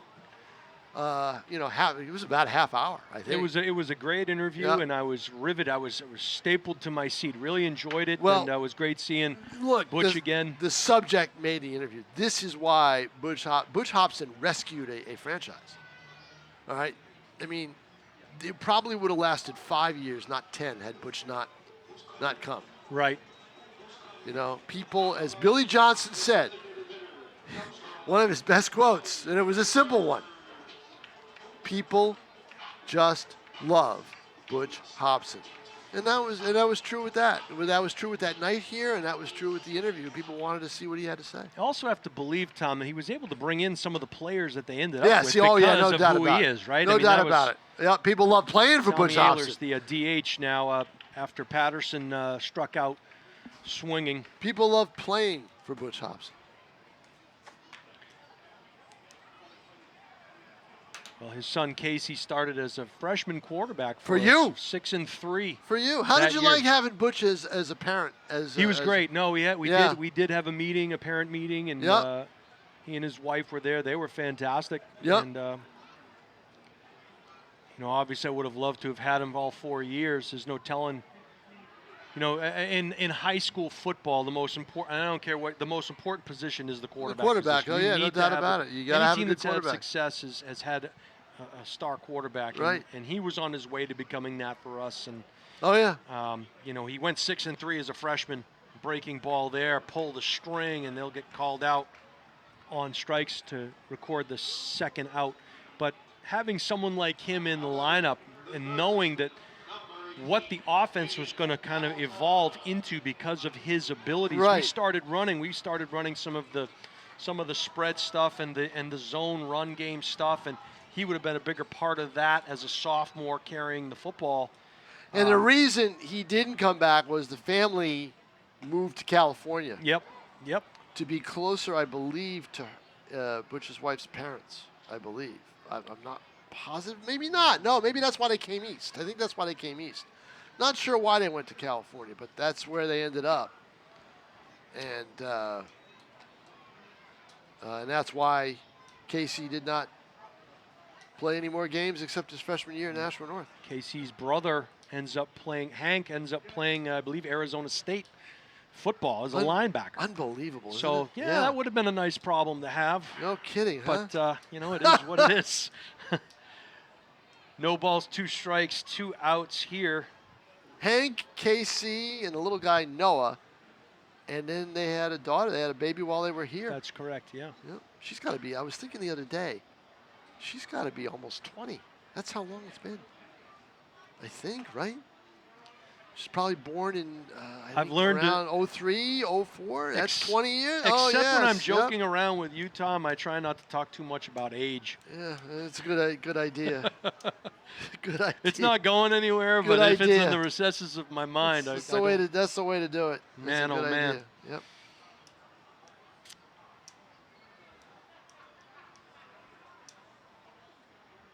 Swing and a miss there, and Tough. that'll do it. Tough Bottom of inning. the 5th in the books. Heselton with a great 3 inning. Ks. Yep. Strikes out the side. And this is what happens when this team starts to fall behind. Early in the season, they had a lot of fight, a lot of comebacks, a few walk-offs. A lot of things happened. In fact, one walk-off is one of the reasons why there is going to be a Futures Collegiate League team in Lowell next season. Yeah, I saw that, Tom. That's a great thing. And the thing that sealed the deal. They got Butch Hobson? No. The Lowell, UMass Lowell officials, it was between the Futures League and the Independent Frontier League. Lowell was holding out. They wanted a pro team. They had the Spinners. They had a Red Sox single A team. They wanted a pro team. Could they get a Red Sox minor league team? Not in the cards right now. Could they get an independent league team? Maybe. There's another one in Brockton. They could have 2 in New England. The league, Frontier League, probably was looking at it. But here, on the second Education Day game, they had the first one, which was a season opener, drew about 2,700. The second one drew about 3,500. You had 3,500 kids in here, and senior citizens as well up in the suites and in the stands. And you had a walk-off win by the Silver Knights. The place was jumping, and it was packed, and it was a great game. And you show that to the UMass Lowell officials who were here, you got yourself a team. No doubt. No doubt. That's what happened. Close proximity. Similar fan base. You draw. Exactly. So next year, no owner yet, no team name yet, all that stuff. That'll take place. I mean, I'm sure there. From what I understand, there's a lot of people interested in purchasing the rights to that team. Sure. But it looks like I'll be heading down to Lasher Park for some games, so I won't have as many nights off next summer. That's not You need to stay busy, Tom. Yeah, I guess so, huh? Keep you out of that pool chair. Keep me off the pool chair. We're in the top of the 6th inning now. Call it the 9-hitter. Exactly. Settles in. I've already broken 3 of them. Yeah. Oh, God. Swing. Wow. Rope. Oh, nice scoop. Burns. Good play. Will Burns, one of the best defensive catchers on this team and the best defensive first baseman in my mind. Well, that was a bang, bang. It kind of hit the ground, hopped up quickly, and he was almost looking off to second base, and look what I found. Nice play. Get the out. Williams, the leadoff hitter. They had the press conference for the team in Lowell 10 days ago. Actually, no, not 10 days. What am I saying? This is 30. A week, 8 days ago. A week ago yesterday. Down at Lasher Park. Steaming hot day. But it was my first time stepping foot into the ballpark since 2011. And that's when I broadcast on radio 6 games. I filled in for Ken Kale. Wow. Yep. I enjoyed doing it. It was fun. That's a fair ball. That's going to be a base hit, Yep. no play Swinging at first. bunt. Bounced off. Looked like it just missed bouncing off the plate. And is it a base hit? Let's see. Are they sending him back? No, he's staying. No, that It's a definitely base is a base hit. Yep. Yeah.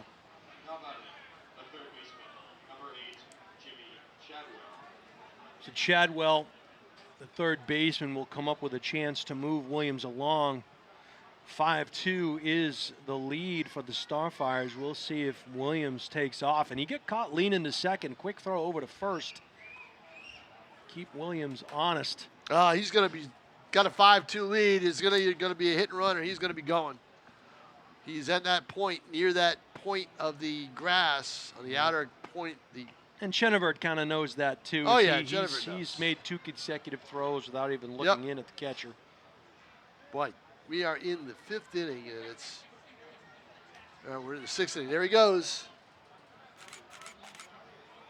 And he's in there easily.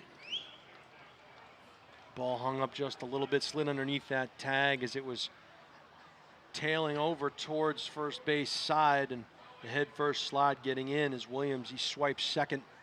So runner in scoring position still with just the 1 down here in the top of the 6th inning. 5-2, Westfield Starfires on top of the Nashua Silver Knights. 3 games left on the docket for the Silver Knights here tonight. And they'll hit the road and play this same Westfield team tomorrow night, and then home Saturday, or excuse me, home Saturday, correct, against Vermont. And Vermont will be home for their first playoff game, I believe. That'll be Sunday. So they're not going to send anybody down here except guys who probably won't play in that playoff game. Right. That's the smart thing to do. If they were on the road, it'd be a different story, but they're not. Pitch taken outside, a little off the plate and high. 2 balls and a strike now.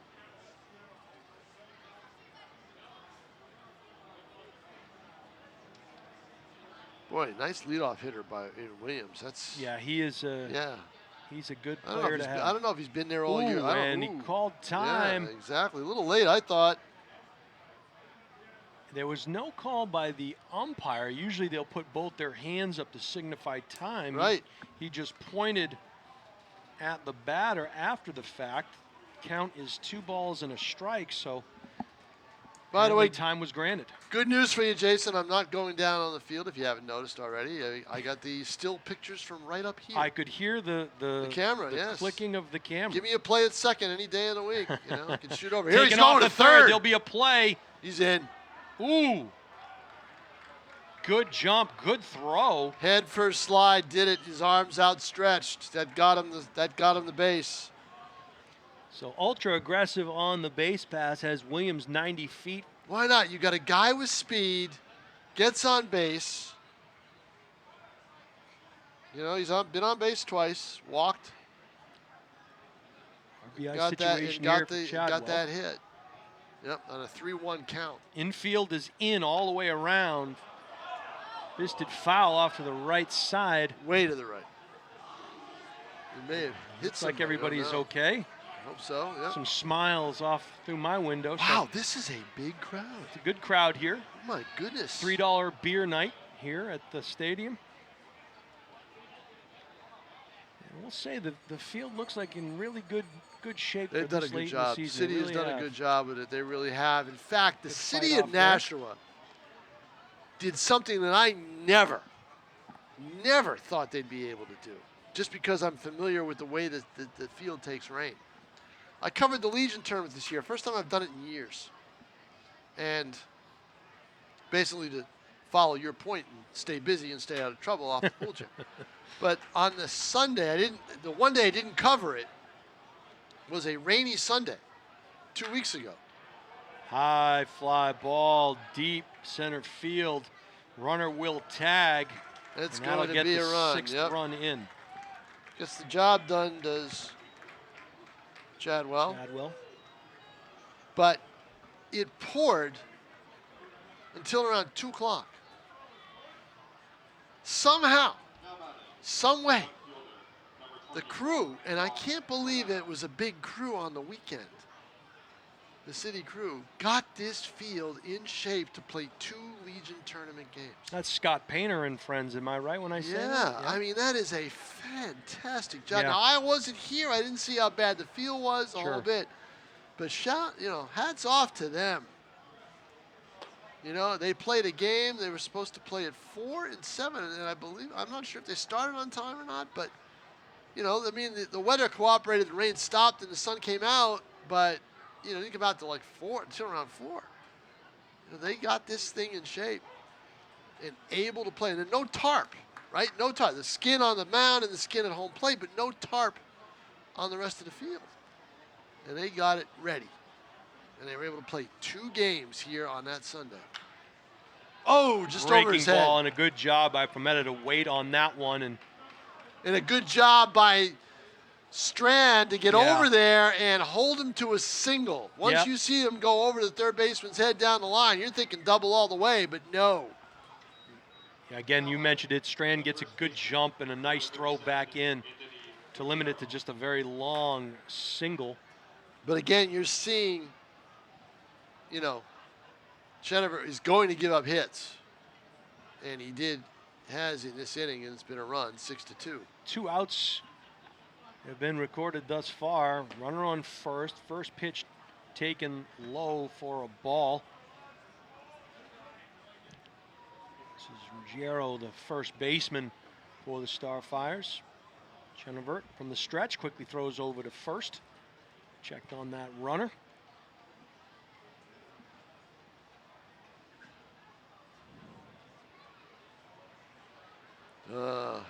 We were at that point in the year. 7:49. And the lights are on. No place you'd rather be, Tom. The sun. And you're happy that they'll have it. Daylight is not lasting. All the sunsets now are going to be before 8 o'clock, Jason Robie. That is not good. Not good at all. Ball snaps the mitt, taken high. Count goes to 2-1. Well, a week from tomorrow, Yes, sir. what starts? I don't know. High I'll school. still be in my. I know football. Yeah, you, but won't, you won't be anywhere. I'll be in my pool. No one's coached. Exactly. I may be too here and there in between practices. No one has coached you to on a staff yet, have they? No one has done it. a quick throw down to second base, one hop, good backup there Yes, by the nice second backup. baseman, or rather Yep. No, that was the second baseman. it was the second baseman. Shortstop Yep. took the throw, but yes, I've had offers, Oh, of Tom, course you have. and I've respectfully turned down Declined. each one. Yep. Declined.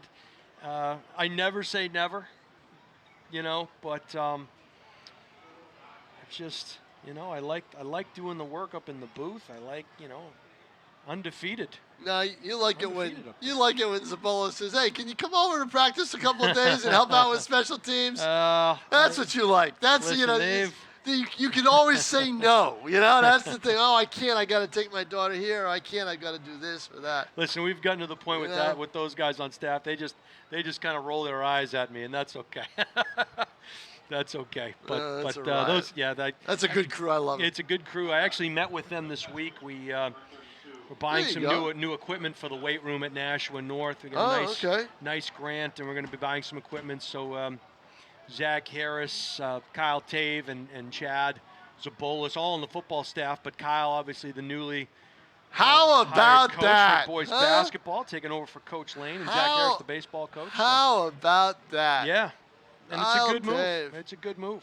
I called him up. He answered hello, and I just said, I didn't even say hello. I said, "Do you mean I have to hear that voice bouncing off the walls in a gym?" He'll do a nice job. He'll do a will. nice He job. will. That's a good hire. That's a very good hire. He's a guy that's been in the district for many years. He wears many hats in the district. Yep. Coached a lot of different teams, not just football. And I've had the opportunity to watch him firsthand coach basketball when at Bishop Girton for many It was years. great. as the girls' it was assistant Brad coach. Creek, when he was named head coach, made 2 phone calls. John Fagula John won. Fagula won, and Kyle Tate. Kyle Tave too. Yep.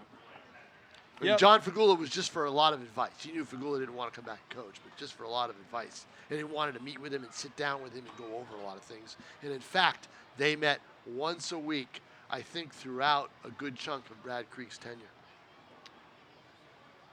Well, it worked. There was a lot of talent there on those Bishop Girton teams, and but you really had to. There was a lot more than just X's and O's when you talk about that. There was a lot of things that you had to manage, and I can't think of two better guys than Coach Craik and Coach Tave to kind of, Listen, keep the troops grounded, so to speak, when you're having that kind of success. I say this with a 3-0 count. Got it, the corner. Yep. He's given that. That's been a strike most of the night. He's been consistent with it. Yep. I say this about every level of sports that I've covered and teams that I've covered. I don't know what I don't know. There is so much that goes behind the scenes, with players. And this is the professional thing too. Things you got to straighten out with players and all problems that the players have had away from the game or I think all that stuff. There is so much that I don't know. Think of this, Tom. You cover a team for an hour and a half That's during it. the course of a week, Right. right? Maybe 3 hours if Right. you cover them twice. If I cover them twice, right. And there's so much that takes place. Runners taking off, but the Swing and a inning miss, will end on a strike three. swing and a Yeah, miss. yep. But there's so much that takes place during the course of a week. We're talking about, things that you never even consider. Did I do poorly on a test in school? Did I get in a fight with a parent or a boyfriend or a girlfriend? Is there something else going on with my classmates? Am I sick? Do I not feel well? All that so stuff. So many things. All that stuff that goes on at the college and the pro and the high school level, and then all the other things that go on at the pro level. I'm going to tell you a great story, Yep, Tom, go ahead. about parents and not really about parents, but about players and coaches. Yep. My freshman year at the University of New Hampshire, we open up the season against Marshall University. Now, the Thundering Herd are known for their number 2 ranked team in the country, but more so, they're known for a young man by the name of Troy Brown.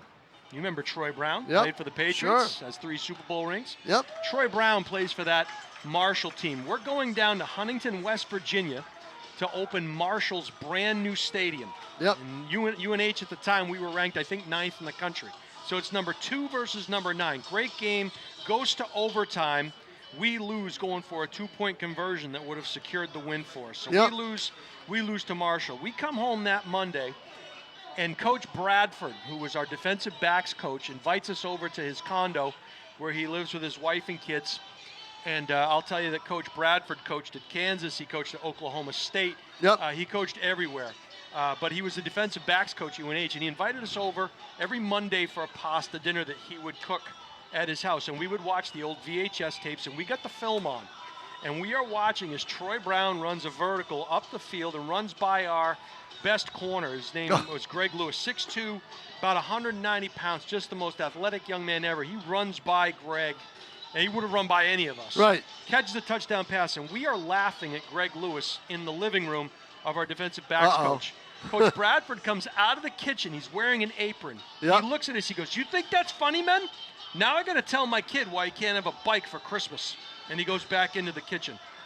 And we were silent because at that point in time, now I'm an 18-year-old freshman. Right. I realized that this man's Livelihood, right, rests sure. on a bunch of 18, 19, and 20-year-olds Sure. making plays on a Saturday afternoon against the likes of Troy Brown. Yep.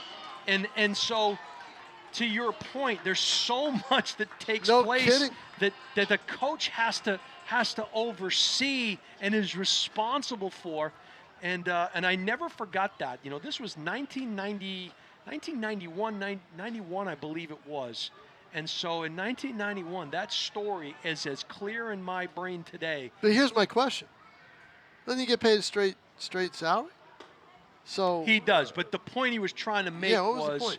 The point he was trying to make was, I guess the point he's making is, you guys are laughing on something that now Coach Bose is our head coach. He's in the Football Hall of Fame. That one is laced, but dead center field. 2 taking steps. 1 step back was Yeah. Williams had it sized Yeah. up.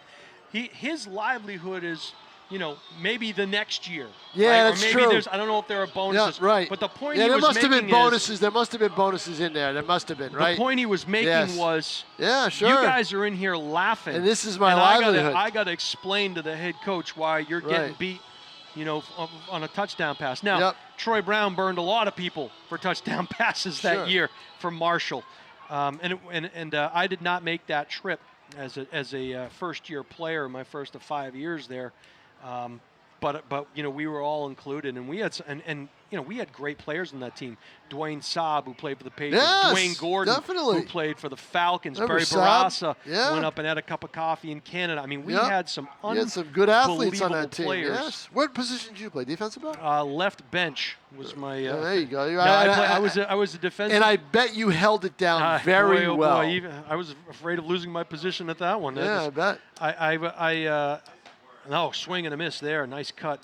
I was a defensive back, and I did not earn a scholarship until after my second year, and it was there were a lot of good players there, boy, and I felt pretty good about that, because a lot of these guys go in as full rides right out of the gate. Sure. And deservedly so. So here's my next question. Yeah. How was the food? Food was always great. That's what I thought. They always took care of us with food. Yeah. How was the food at the coach's? Oh, we had Barbecue. well, what do you always What do have? you make? What do you Pasta. make? You have spaghetti. Oh yeah, there you have go. spaghetti. You're making Yeah. me hungry.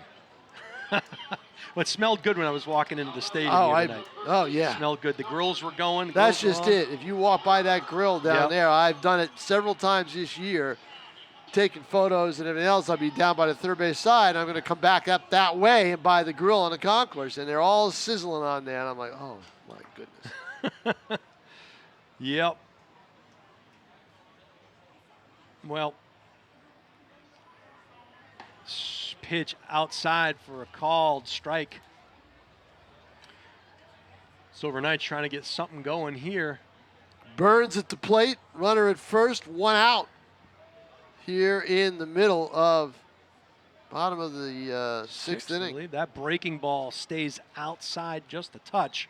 Taken for a ball. 1 strike. One more night to see the Silver Knights, and that'll be Saturday, 6:03 p.m.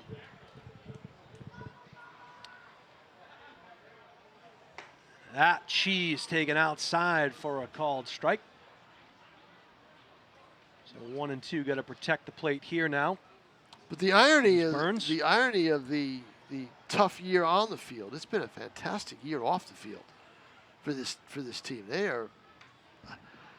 If it's not the most, it's close in terms of average attendance in their history. Are they third right now, Tom? Yeah, in the there's league third. in terms of- I've got to look it up, but I believe they're third in the league. Well, that you have to credit obviously the fans of Nashua, but also the front office for doing the things to get folks into the seats, whether it be ticket prices or like tonight, half price off of beer.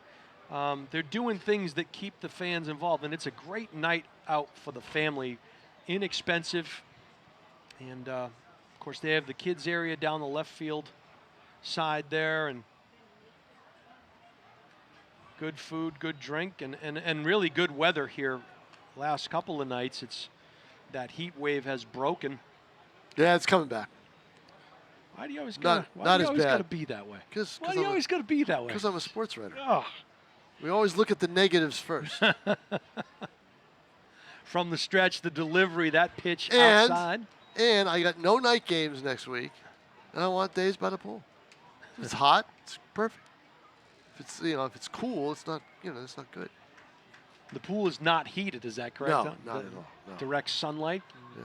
Direct sunlight lasts about 5 hours. And Okay. We're at the point Breaking now. ball. Oh, pulls nice the pitch. Boy, string. did that ball Strike just three. go right down and in. That was a great pitch and got caught with the bat resting on the shoulder.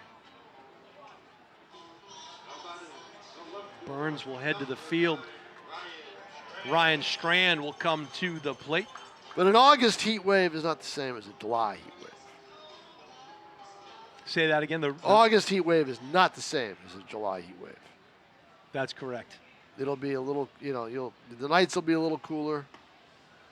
Also depends, though, if you're a football player, they're worse, right? Because you know. And it's going to be, they may have a 9 in front of it when they start next Friday. Yeah, there you go. There you go, exactly. I'll tell you the worst double session we ever had. That one Hit him. plunks Strand. He'll head to first now. Runners at first and second with 2 down. Worst ever was when they were redoing Nashua High, turning it into Nashua South. There was a lot of construction, so we had double sessions at Stellos. Oh, the and turf. I will tell you, God. as a coach, my feet and my lower back, my feet were burning. Yep. They were standing on those, those rubberized pellets for the better part of, 5-6 hours a day. And the temperature at field level is 100 and way over 100. Wow. And your lower back though, Tom, that was the worst part. My lower back. Oh, because you're on the turf. Yeah, wow. Maybe so. I don't know. That pitch taken outside for a ball. Silver Knights with something brewing here as Kidwell has an opportunity to get a RBI. That's just it. This is the last place team. You're up. You're down 6-2. You should never be out of a game against the last place team, and they have to have that attitude. 2-0 now, Kidwell. It's the second pitch. I don't get the name of the new pitcher. This is the second pitcher now in the game for the Starfires. And we'll try to get that for you. That's a nice pitch outside corner, taking all the way. Count goes to 2-1. That had to be brutal.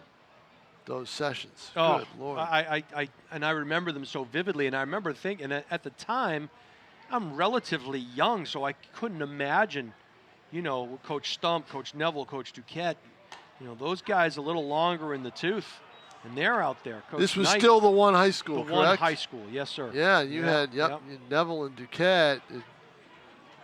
Billy Stump, Scotty Knight. Oh, yeah, exactly. Hardy was probably coming off a roof in between sessions. Yeah, no kidding. You didn't care how hot it was. That one in the dirt. Nice stop Paul there Duquette, by the catcher. Yeah. The late Paul Duquette passed away this year. Late Paul Duquette, great man. I loved Paul Duquette. Yeah, I did a story on him when he came back because I didn't know all that well when he was with Parity.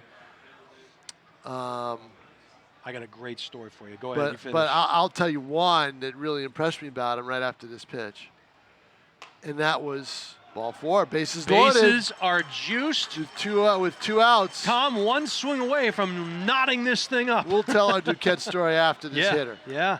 Yeah. It's a good one. Story. And mine is a simple one. It's just one sentence that he said. How about the shortstop, number 23, He and Coach Neville will have a meeting at the mound. He and Coach Neville, they're like the two Muppets. That must have been a riot. Statler and Waldorf. That must have been a riot. We got a trip to the mound, so we'll talk about it. So the one thing you said, because I covered when Ken Parity resigned. Sure. And, Duquette was there, and, I was in an office talking to Parity, and Duquette was right there. And I said, Paul, what about you? And he goes, I go with Coach. And, it was loyalty. Yep. And I was really impressed by that because Duquette was, if you ever saw him, you saw him coach, obviously. He had a lot in him, Oh, he sure did. And I was like, geez, this guy's going to give up coaching. He's a born coach, He was great. Yep. Absolutely great. And teacher in the building. I was thrilled when Hardy said he was bringing him back. I was thrilled. He was as old school as they get. Now, coached, you got to remember, he coached Femi IE, he coached Benny Blow, he coached all the defensive linemen. We always had a great defensive front. And he was in charge of the defensive linemen, and those kids were so tough. And he used to have halftime speeches when Coach Neville would come in and try to, if we were having a bad half or whatever, and Neville would try to be going through certain plays and tendencies and these things, and Coach Duquette would just push Coach Neville out of the way and say, I'll tell you what the problem is, and some colorful language would follow, and that was it. Out we would go to the field, and the kids got the message. So it was a great 1-2 punch with those two. But speaking of those two, bases loaded, 0-2, 2 outs, huge pitch here. I got one of my favorite memories of all time with those two guys. That Uh-oh. one, did it plunk him? No, it didn't. No, did not. And a smart decision by Current at third base not to go. Yeah, there would have been a play at the plate, and it would have been an out. Yeah, exactly. So 1 ball, 2 strikes now, but That's got to be the right. two of them are those standing. two- So you look at third base, a little bit more towards the left field side, about halfway between third base and where the clay ends and on that third base line. Duquette Yep. and Neville are standing. That breaking ball does not break. Count evens up at 2-2. Matty McGuire, and if you remember, the football field went from left field to the right field line here. It was kind of, the football field was set up that way. So the sideline was really kind of where you see the third baseline. Right, skin of the And end. that's Yep. the sideline we stood on. Right. That ball, it's a nice job by the catcher keeping it in front of him. Boy, Count will go full. they are trying to get Roberts to chase. They don't really need to. I mean, he's hitting ninth for a reason. You know, and they're trying to do it. Payoff So, pitch coming let's here. see what happens here. This is going to tell the story of the game, in my mind. The pitch, swing and a miss. Ah, man. And they got him. And they got Down him and on got out of it. strikes. Roberts goes down with the K. We'll Yeah. head to the top of the 7th inning. Still 6-2 advantage for the Starfires. So Coach Duquette and Coach Neville are standing in that mudded area. Yep. And it was mud then. Oh, yeah. No, you remember that oh, day, yes. the championship game. And Oh, yeah. Matt McGuire, who was our sophomore running back at the time, runs Yep. a sweep out to the right side. And I don't know if he got tripped up or slid, like he was sliding into third base. It was the way he got tackled. And he kicked up a bunch of mud. Yeah. And I'm looking at the back of Neville and Duquette, and I know what happened, but I'm standing behind them. They get doused with mud. And you see Neville, and it's on video if you can ever find the highlight of that game. Yeah. Neville looks over at Duquette. Duquette looks over at Neville. They put their hands on each other's shoulder, and you can just see them laughing. They are just dying laughing. It's a And riot. now keep in mind, this is a 0-0 state championship game. We're trying to drive down for a winning score deep in the fourth quarter, and those two guys are just having the time of their life. 14-0 final, right? It was a Just the Londonderry it was game? a 14. 16-0. 16 or 14? I think it was Let's 14. see. I We think it was score a 14. touchdown. We get the extra point to make it 7. I think it was 14. We get a touchdown. No, because we got a 2-point conversion on one of them. So it was 7 plus 8, 15-0. 15 what it was. 15-0. Yep, 15. Yep. But of all the things that I remember from that game and that year, it was those two guys, hands on each other's shoulders, sharing a laugh because they just got covered. That's great. Got covered in mud. And that really kind of put in perspective. I never worked Well- with a greater bunch of guys. I had some great coaching staffs, and the years we had, Bruce Bradshaw and obviously Dante and the late Don Fournier. Sure. Rest in peace, Coach Fournier. He was he passed away.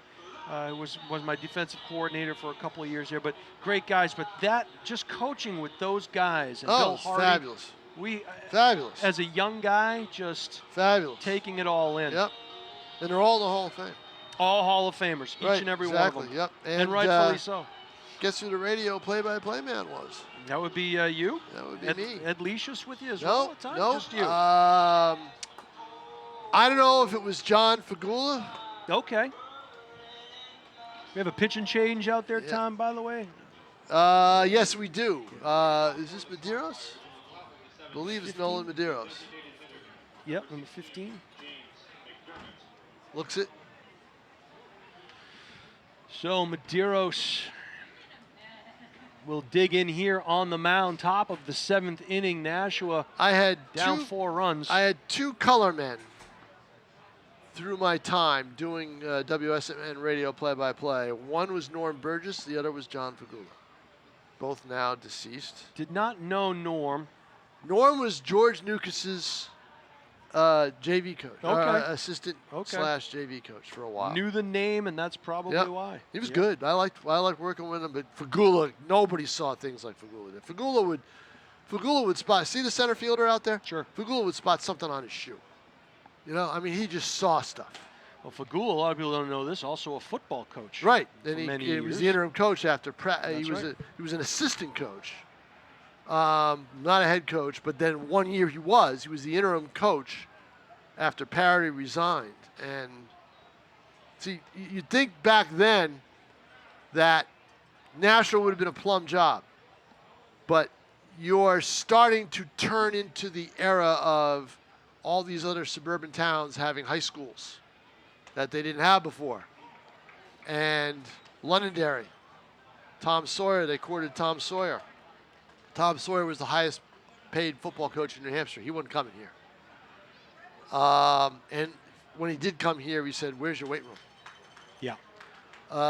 And that was, they lifted off site until then. That's right. So they weren't able to, they went outside, they weren't able to find, they had coaches turn them down, and the ones who wanted it, they didn't like. So always Al Harrington, another Hall of Famer. Another Hall of this Famer, year, yeah. said to me, I said, who would you like to see if you have anybody here? He goes, well, my girls' basketball coach. And sure enough, John Fagula took it for 1 year. They were going to see how it worked out. And, way over everybody. A wild pitch. Going to go to second base. And, it was a tough year. Yeah. And so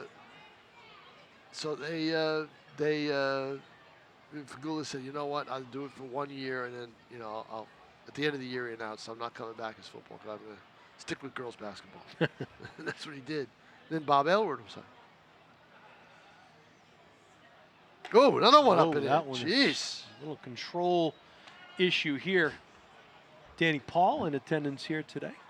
Great quarterback back in the day from National High, walking down through the gates. Played baseball, too. Yeah. Good athlete. He's a guy that knows a lot about another one up and in. And that Is one, there something going on here, or well, what? that one I thought, Tom, wasn't a fastball. That was a The last two have been breaking ball. The last Didn't two break. have been breaking balls that didn't break. So first one sailed over everything. have to believe this is going to be a fastball 3-0 count. And he's probably going to go far to the other side. It is just that. Got the inside corner. And might stay on that fastball for the remainder of this at bat. We'll Yeah. see. Having trouble with the breaking ball. Don't want to give him a free passes with nobody out and a runner in scoring position at second base. In front of that one, laced it out of play to the left side. Yeah, that was your car, I think, Tom. No. Mine is parked in a secret spot. Secret spot. Yep. Okay. Behind the center field wall? Close. Oh, if they can catch this, he gets out of the jam. Nice job of battling back Back by from Medeiros. 3-0, yeah, when he couldn't find the plate. That's a nice job. First out is recorded. And that's a huge one. We used to do our booth used to be that press box off to the left. Which is being renovated. Yeah, looks nice. It is historic. It's got historic status. Yeah. So they did not want to take it down. I think it's fantastic. And I believe the team is going to use it for a suite, possibly. All right. Maybe a couple of them. I'm not sure.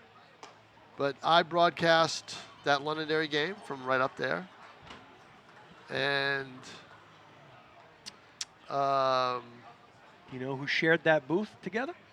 Jason Robie and BJ Neverett. Yes, you were upstairs. I was downstairs, right? Neville banished me from the sidelines. You guys were never on the sidelines. No. Are you kidding me? Well, I was the beginning, and then there was one game we were at Lowell.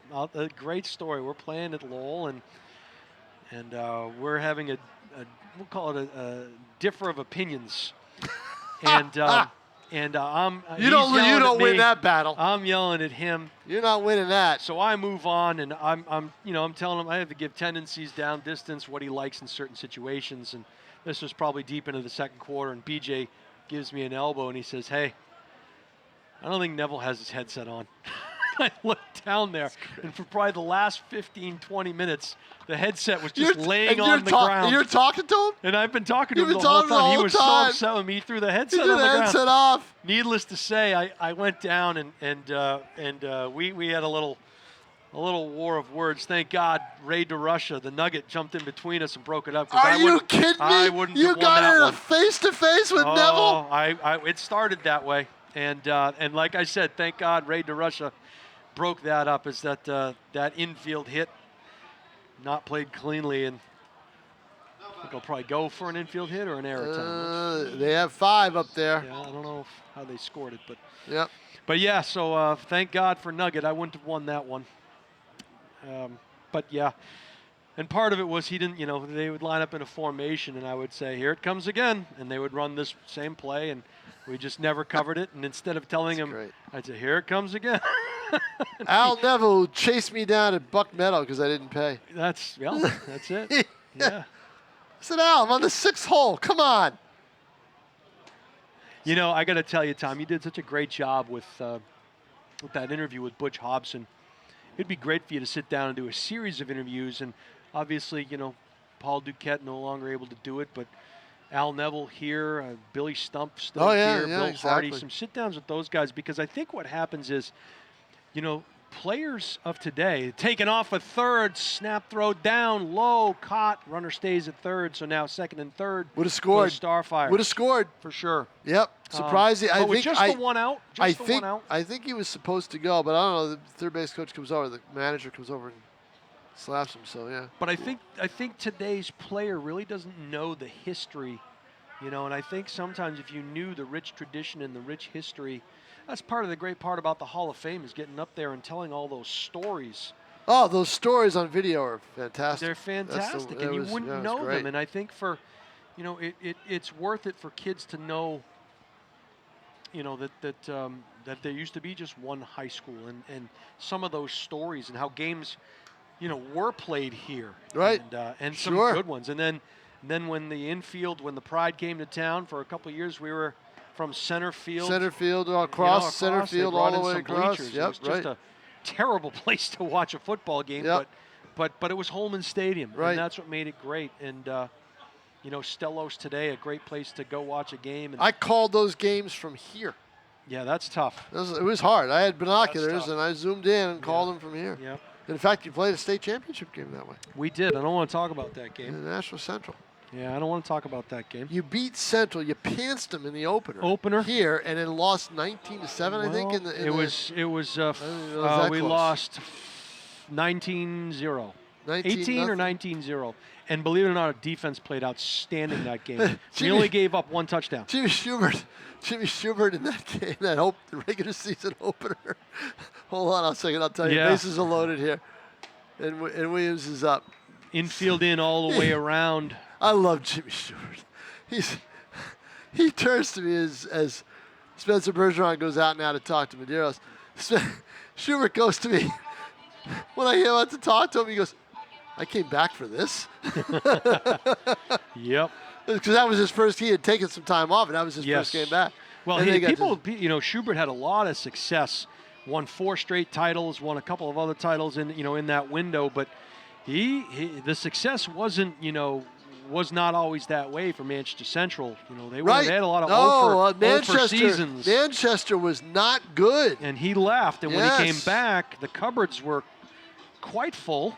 And we'll just leave it at that. Yeah. And had a nice run there. And I'll never forget warming up during the game. Central comes out in that championship game, and we're warming up. And one of the players on that team yells out over to our side, "This isn't week 1 anymore, boys." Yes, or something to that effect. Yep. And you kind of knew right there. But they physically took it to you. They knew every play. Yep. Offensively, they had us broken down so well. Yep. And I'll never forget BJ in the stand saying, they know where we're going before we even call the play. Yep. And believe it or not, defensively, we played out of our You minds. had a We good only defensive gave game. up 1 touchdown. Yeah. One was we gave up a pick 6, But you couldn't and score. we fumbled on our own on the opening drive of the game inside our own 5 or something. But you couldn't score. We could not score. They shut us So down. I broadcast that game. That was, by the way, that was supposed to be the University of Londonderry Yes, playing against us in that game. And Central beat them. Right, That's right, exactly. Yep.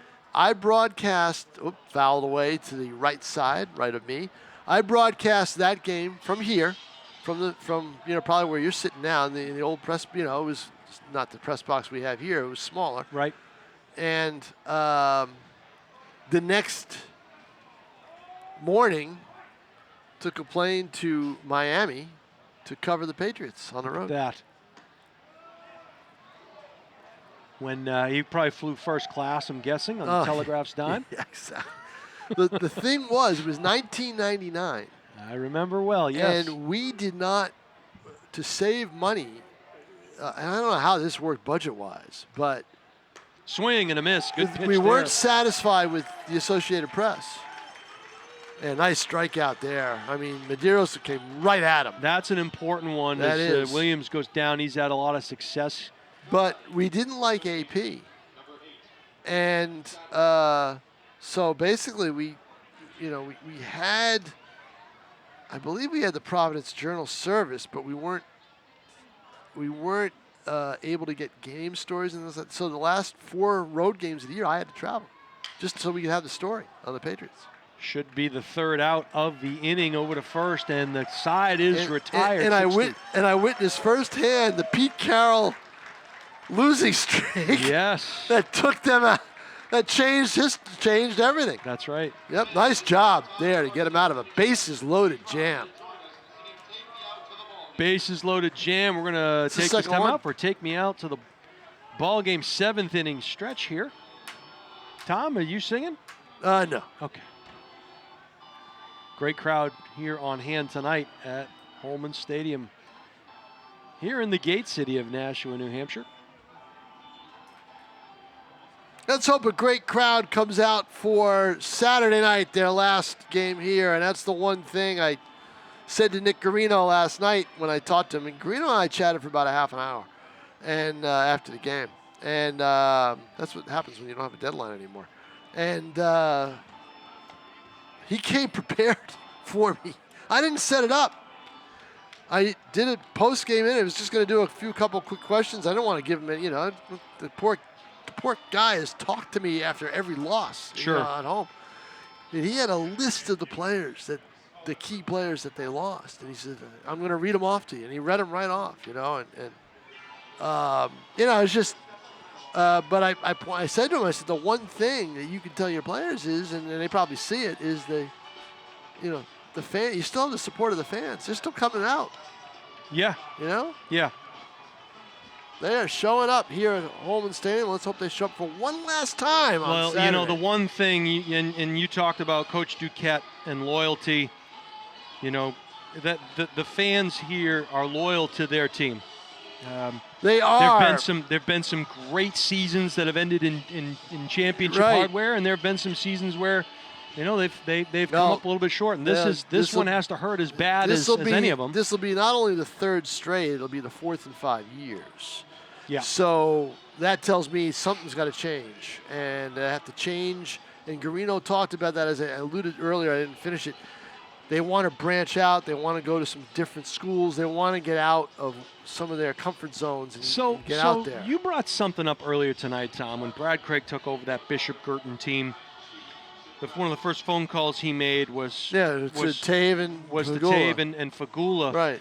Did these guys reach out to say a B.J. Neverett? I mean, were things left on good terms with B.J. when he left here? I mean, there's all been good terms. But this guy had his finger on the pulse of college baseball. Now, I know he's been gone for a few years now, and he resides down in Florida, I believe. But, he always had and if not the teams, maybe the – how did he do it? What were the things that he did to kind of solidify how the season went? We always go for this many pitchers early on. We always go for this type of player, later in the season. I mean, is there a blueprint that he used? Well, I'll tell you what. One of the things he did one year was he went out to visit his brother Tim in Pittsburgh, because Tim was the play-by-play guy for the Pirates, and he went to Pitt. He went to Pitt and said, "Hey, you got anybody I can?" He met with a baseball coach out there. And if it's that, that's the thing, like, get on the horn. Well, look, they know they know how to do it. Right, no, I know. I'm just saying. And the thing is you've got Cam Cook, who's the general manager. Sure, he's been here. And he's put together 2 championship teams. Right.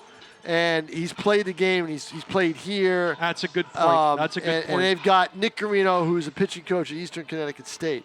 But Garino and they have already started for next year. To make connections and have players that they know that they're going to either ask for or go after, or maybe already have committed. So I haven't had a chance to talk to Cam yet because, And I simply asked that question because I don't know. No, right? that's what how I mean? I'm not speculating BJ, one way or the other. BJ used to watch a lot of online games, college games online. And that's what these guys do. And I'm sure these guys Cam do the does same it all the thing. time. Cam's got that laptop on all 24/7. Well, you mentioned Cam has championship pedigree himself, so he knows, obviously, and he's no stranger. So I don't know. So I'm asking them what has to change. I can't suggest to them what needs to change. Right. But I'm thinking something has to, because here's the problem. And I pointed up to Cam. I said, when you look in the green chairs, some of them are season ticket holders. All right, now you get half your crowd here. They come up. They just want to come and see a ball game, and they know that word of mouth says, hey, it's a good take. There's good entertainment. They do stuff in between innings. The food is great. The baseball is good. Kids. Yeah, it's good for the kids. They have a kids day, all that stuff. The baseball is good. Everything, right? No food strikes here. No, but you've got season ticket holders that are diehards, and they're the ones who read me, right? They're the ones who read my stories. They want to know about the team. They die up and down with every inning and every pitch, and almost pulled up short. Looked like he had a little more real estate to operate. He didn't know it, and he didn't know it. But they're the ones. You're going to start to lose some of them if the team does not produce. Well, you wonder too. You wonder too. Because also they go up in price. Sure. Right. And if I'm a season ticket holder, I say, okay, here's Michaela Savageau coming up the steps. So if I'm a season ticket holder, I say,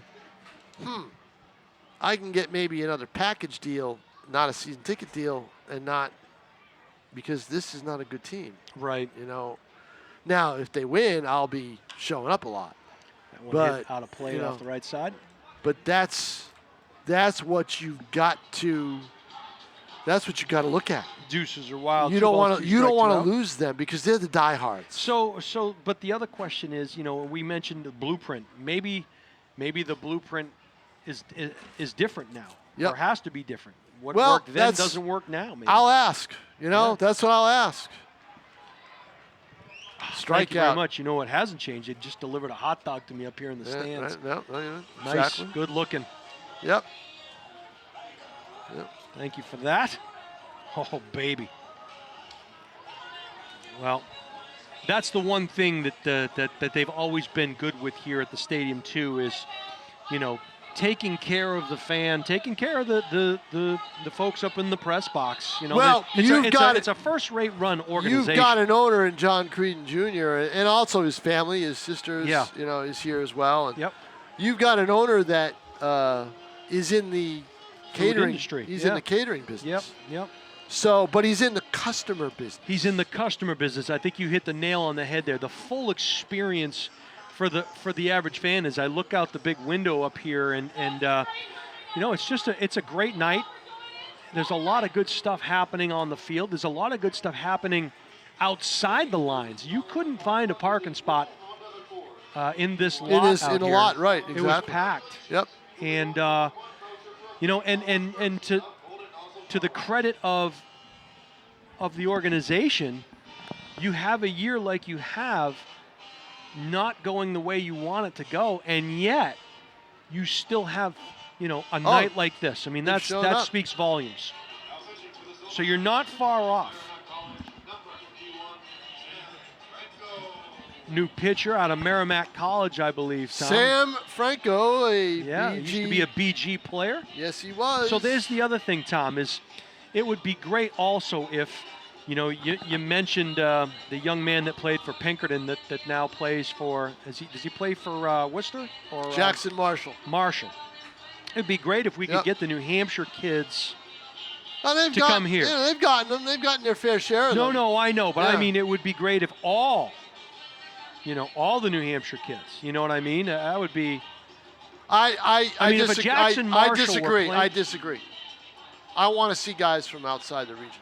I want to see. I mean, I cover the New Hampshire kids I didn't all the say. time. Yeah, no, I get that. You know? But having a Jackson Marshall here, Well, because we had a chance to watch him play here. well, you had a chance to get him, and Worcester. That was kind of orchestrated by the family, from what I understand. Okay. So the family wanted him in Worcester. I don't know what the deal was there. I guess selfishly, I'm saying. But from what I mean, they thought they had Jackson Marshall, and I believe the father stepped in and changed everything. So that's what I was told. So I mean, Cam Cook has seen Jackson Marshall here. He knows the deal. Oh yeah. You know, and people still talk about that. 2000.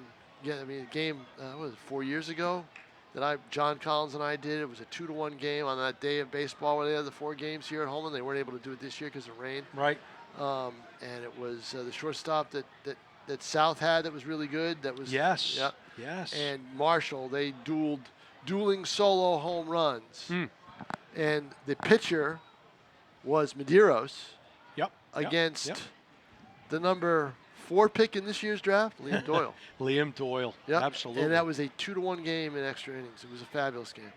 Swing, and that one Still hit stay in the park. off the hands, high Yep. to left field, gathered in there. Franco's last outing was good until he fell behind a hitter with first base open and gave up a 3-run bomb that broke a tie and gave Worcester the lead. And they went on to win that game on Sunday afternoon here at Holman Stadium. Giro will step into the left side box to face Franco. 1 down here in the top of the 8th inning. Beautiful night here at the ballpark.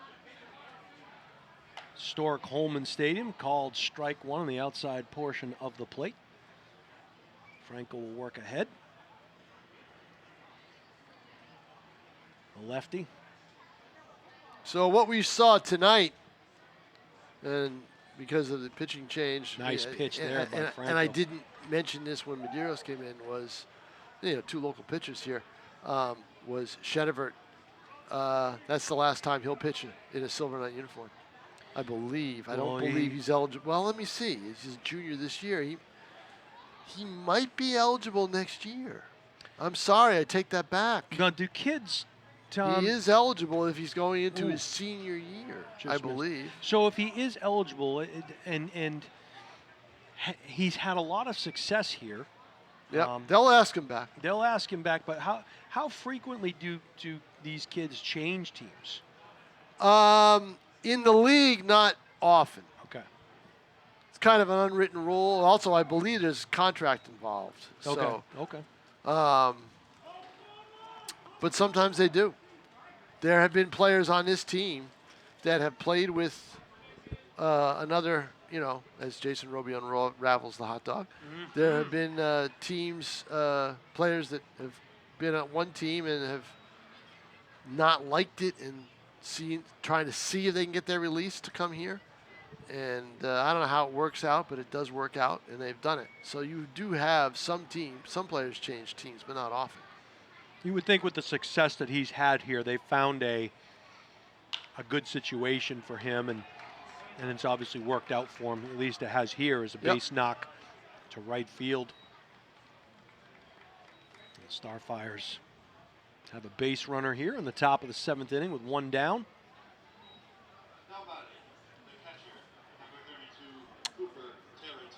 Tarantino will step into the box, the catcher for Westfield. I know a lot of the players who probably left on their own, and there were a few, they won't be asked back. I think that they will. There are some they will and some they won't, that they'll offer contracts to. I mean, in terms of the whole roster. Some they will, some they won't.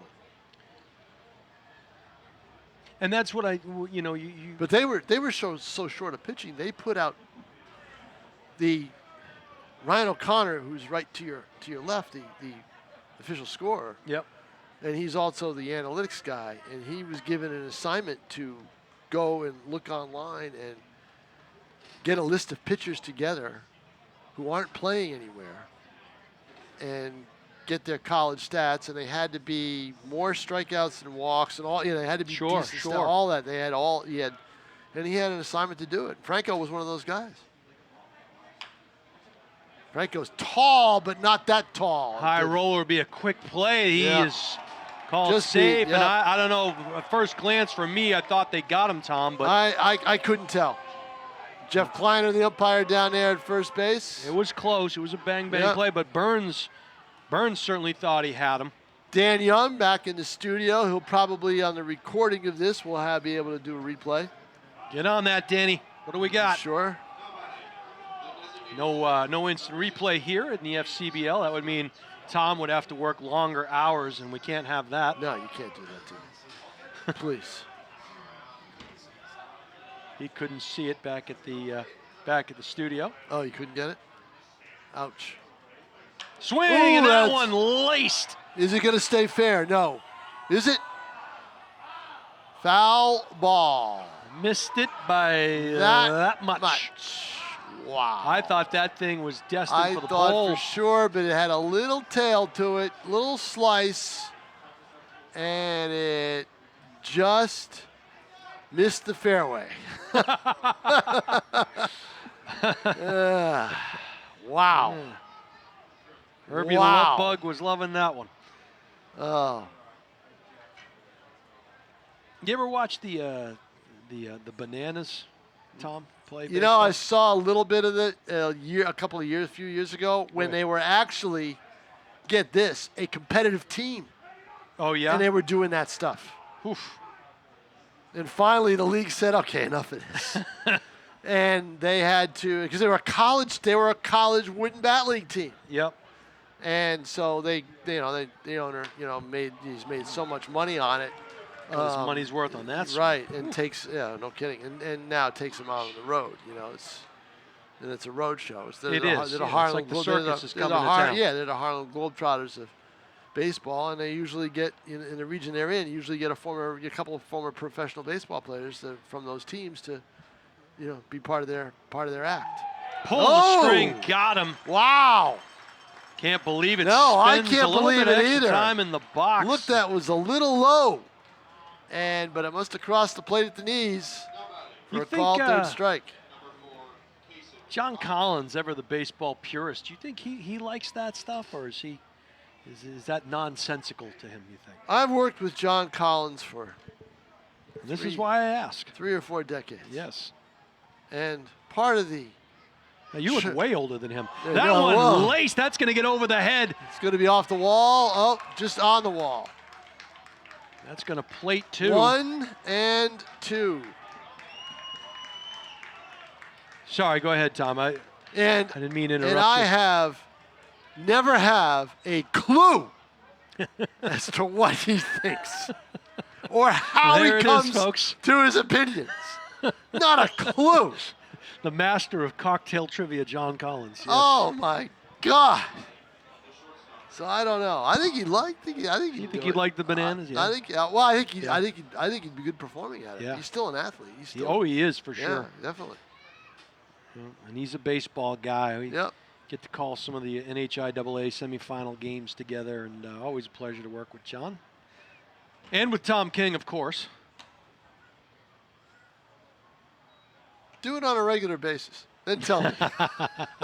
You never know what you're going to get. I love working. I love working. You never know what you're going to get. I love working with John. We did radio games together. Yeah. We've done TV games together. We've done so many games over the years together. You guys, the new Muppets, the two old guys in the two old guys. Yeah. It was before it was Neville and Duquette, and now you and I'm way older. Yep. 2 balls, no strikes, 2 down here in the inning. Runner stands at second in scoring position.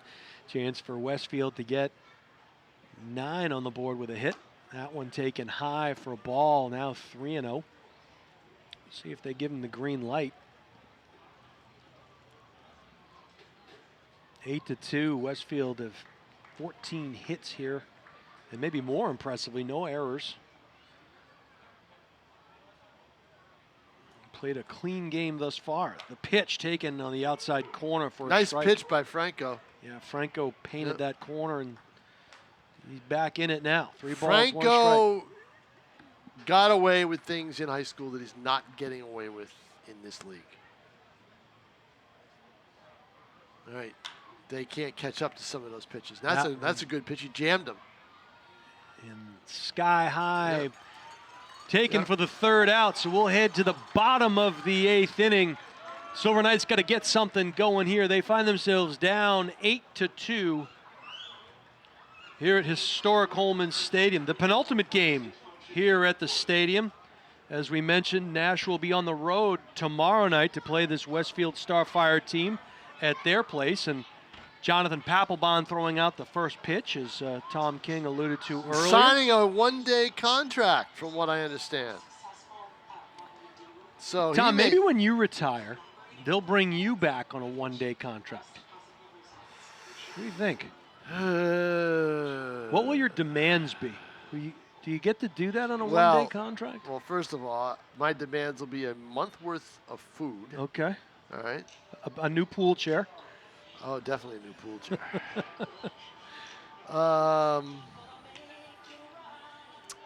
Let's see. In a 1-day contract, what else would I want? I see. I caught you there. Oh, yeah. I haven't thought about it. Yeah, you already have a bobblehead. Yeah. I mean, once you have a bobblehead, don't you kind of have it? It's all downhill from there.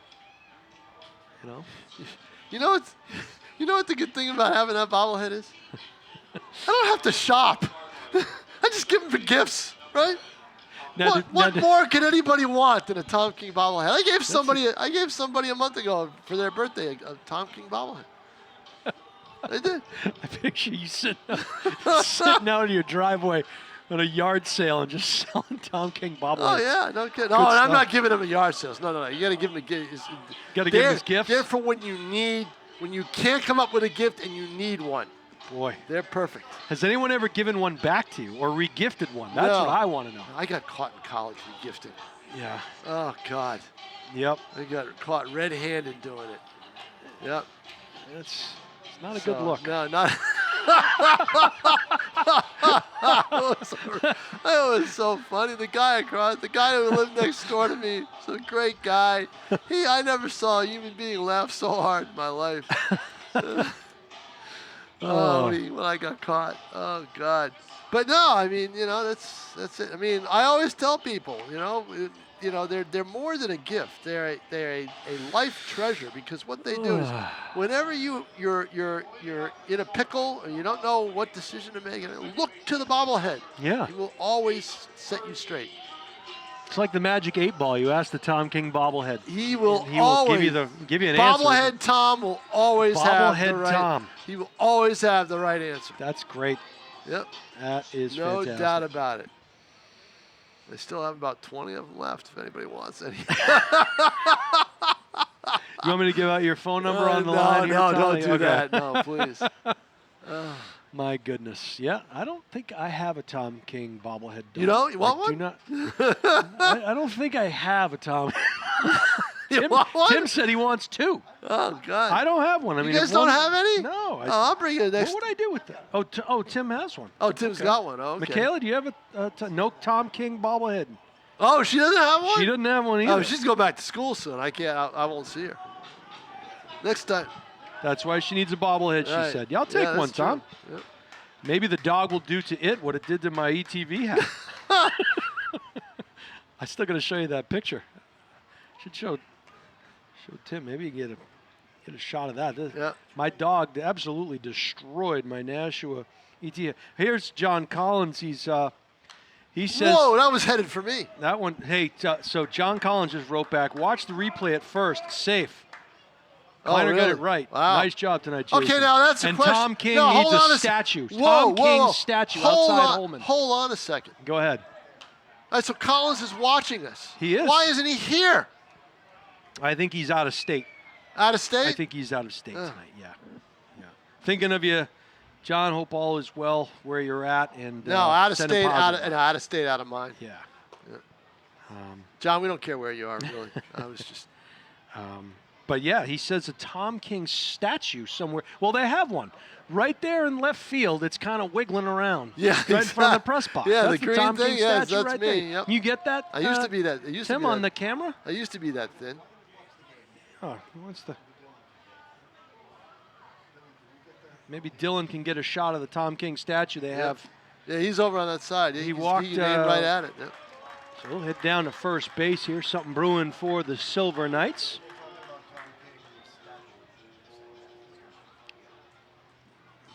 And we'll try to get a shot for you on that Tom King statue off the left field side in front of the press box. It's on now. There it is. You can see Tom kind of waving at you. He's waving at everybody. That is the Tom King statue right there, everybody. So mission accomplished. Tom has his own statue here at Holman. Years ago, Michaela, I had that flexibility. They call him Noodle Tom. Yeah. About 50 years ago. There it is. There it is. Throw down to second, not into a wild pitch, and did not throw down to Tom, second. we've let this one get away from us a little bit, haven't we? Well, it's 14-6 in hits in favor of Westfield, and they are up 8-2. From the stretch, the delivery, that one way inside, and third base. Another wild pitch. So 90 feet away from the third run. Still nobody out here in the bottom of the eighth inning. So the Silver Knights, chance to get another run on the board. Nashua 2 runs, 6 hits, and 5 errors. Westfield 8 runs, 14 hits, and no errors. And the people who are, Florence is a reliever, Josh Florence. He started the game. He did okay, gave up a couple of runs, but he's not a starting pitcher. And he's been a reliever all year long. They're, basically mixing and matching and trying to get guys who haven't done a whole lot into the games and pitching, and that's Nick. Hit him. That one got him on the wrist. And the one thing you don't want to do in this league is get hit by a pitch on the last Yeah, you don't want to get weekend, hurt. The last Certainly. weekend of the season, because you want to be able to be healthy for fall ball if you have to play it and for the spring. That one sounded like it hurt. Yep.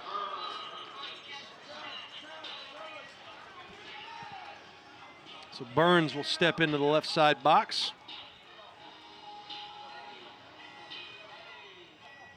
He seems to be okay. Good. He's a That's catcher.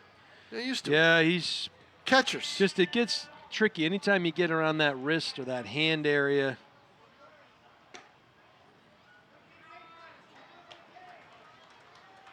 Oh yeah, no doubt about it. So still nobody down. Runners are at the corners, pitched, taken low for a strike. Count will even up at 1-1 on that 87-mile-per-hour fastball. Tom just sent you a picture of my ETV hat. If you get it. I got a few of those. Yeah. The one my dog ate. 1 ball, 2 strikes now.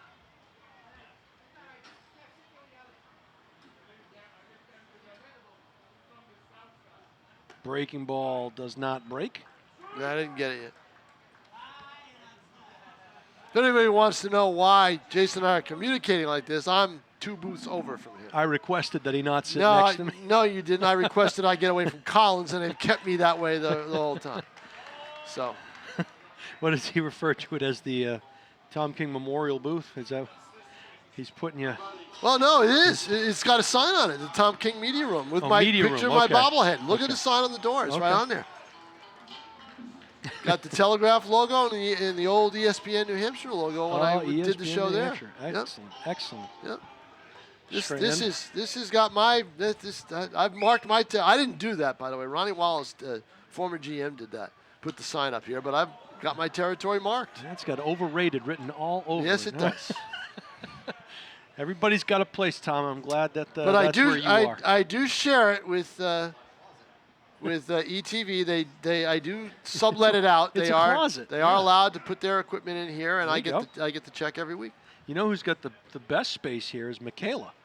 She's got like a gigantic window. She's all by herself. She's got her little mixer board, her laptop. She's drinking a little latte over there. The one thing she doesn't have the Tom King is bobblehead. a Tom King bobblehead. That's a that fair one's ball. a fair ball, and yep. That's going to be a run. A run will score. Still just the one out here, I believe. Yep. So run number 3 on the board. Still 2 Silver Knights on the base paths as Strand drops one in that right field line. Right around where the clay meets the grass. It was a good effort, but good heads-up base running by the Silver Knights, and they'll plate their 3rd run on 7 hits.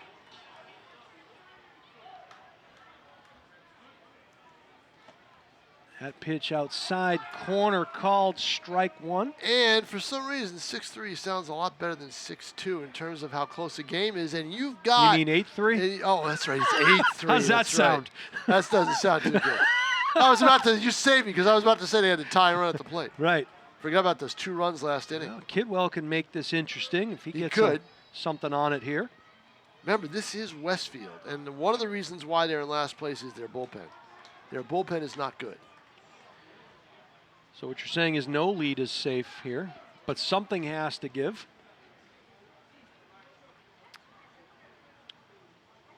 From the stretch, the delivery right down the pipe for a strike, swing and a miss. And that will be the 2nd out of the 8th inning. Shortstop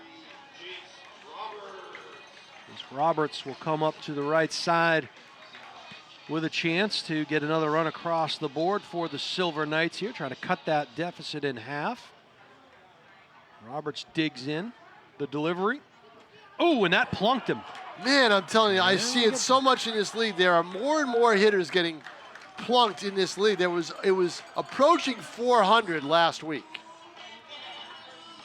That's a lot of hit by pitches. Well, what does that tell you? What does that speak to, Tom? Does that speak to tired arms? Does that speak to? I just think it speaks to pitchers who are used in games that try to finish up games. Finish up the game, yeah. Yeah, and they're just not focused. So the 9-hitter will step into the left side box with the bases juiced. Home run here gets it to within 1, Tom. Should be a lead. That one outside, maybe a little high, ball 1. Patterson, however, does not have home run power. That I can say with conviction. Watch him do it. It's the one thing this team has not had this year is the home run derby.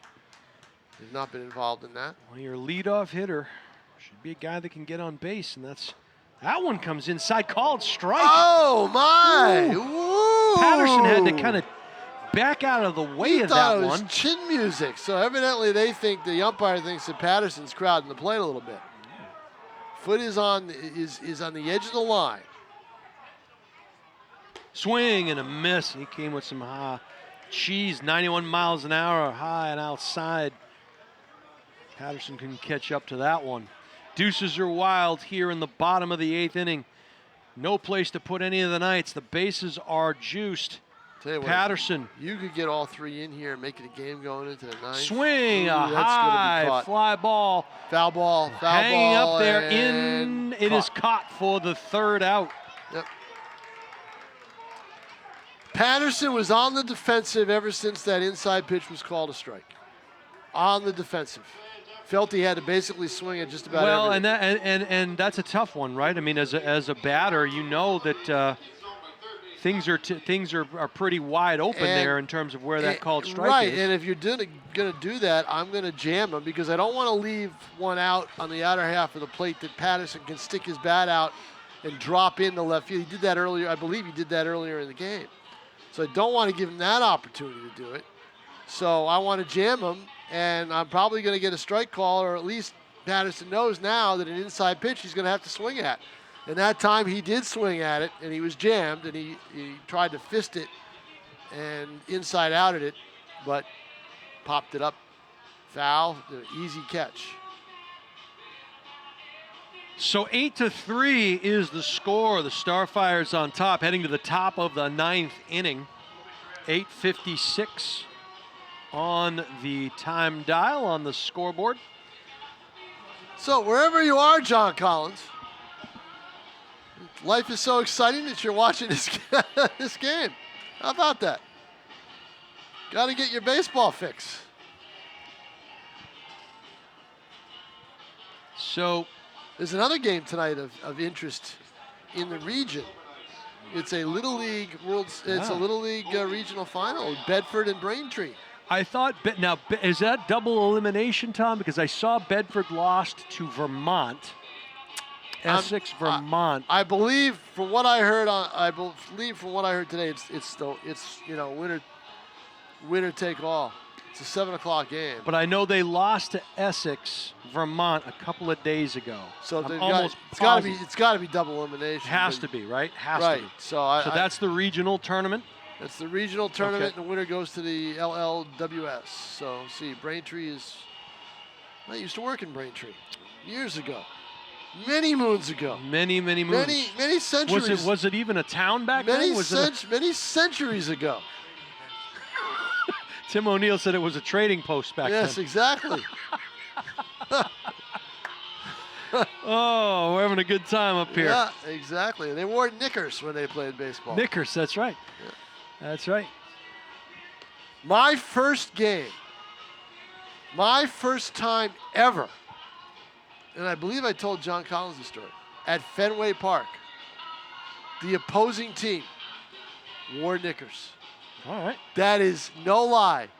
That was the year, 1976, I believe, that Bill Veeck owned the White Sox. Oh, Bill Veeck, sure. And he had them wear the old-fashioned uniforms. Cleon Jones, the former Met, was at the plate in knickers. It was a riot. I couldn't believe it. And Dylan just showed up here back in Michaela's spot, and now he's eating her chicken fingers and her So French she's fries. down there. She's on the camera. They just switched. They just switched. Dylan's just eating her food. Right. What's up with that? She didn't get the bobblehead, so she said, There you go. The hell with this. I'm going downstairs. There you go. A little outside cheese taken for strike one here in the top of the 9th inning. 1-2-3 inning would be heaven for Tom King. Yes, it would. 8:59. Yeah, just shot at 9 p.m. Another called strike. Looked a little the toughest watch for me will be tomorrow night, the second half of that preseason game. There is nothing worse. Yeah. Nothing worse than the second half. Of that one. Than the second half. Injury there as that foul ball hits the netting on the left side, just missing a couple of Starfire players. Right, exactly. That was, You know what, though? I always enjoy watching some of the guys that are on the fringe, though, because you never know. Well, let me tell you, in the second half, by the time you get past midway point of the third quarter, they're not on any fringe. They're on another. Yeah. They're on another planet. Yeah, but they're there. They're there. It's not good. it's not good. It's very vanilla. That's too, when you wish there was a running time. Yeah. Well, they've added that extra week to the regular season.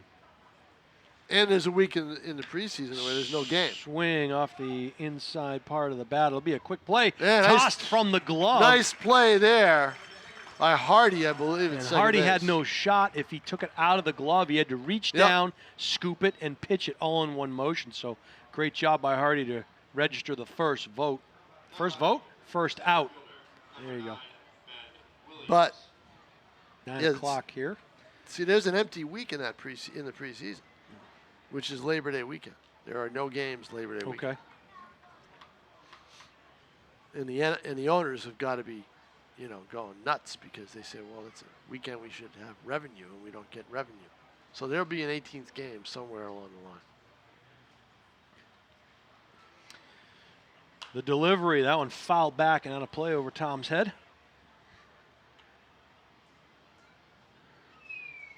Crowd here is thinned out. a little bit here, but again, great night for baseball here at Holman Stadium. Very comfortable up here in the booth tonight. Oh, it's perfect. Sometimes up here, it's like a sauna up here. Oh, I was here for a few of those nights. Yeah. I was in Orlando, Tom, 2 weeks ago. I don't think there was much difference between Orlando and here. No, the difference was the humidity, I think. The humidity here was pretty bad. Was it 88%? It was close? high 70s. Okay. High 70s in terms of humidity. It was pretty miserable. Yeah, that's tough humidity. We went down to the new Universal Epic Park. Wow, what a place. Wow. All those parks down there. The only time I've been near Orlando was to cover the National Pride in their training camp at Haines City, which is about 20 Is that miles. where they went for? Yeah, for well, training camp? they went a few places. The league, they went where the league told them to go. Okay. I mean, the league did it all at one place. So all the teams were at one area. First year they were in Plant City. Then they moved to Haines City, and that's where the Royals train. And I believe the Royals still do train there. Nice complex.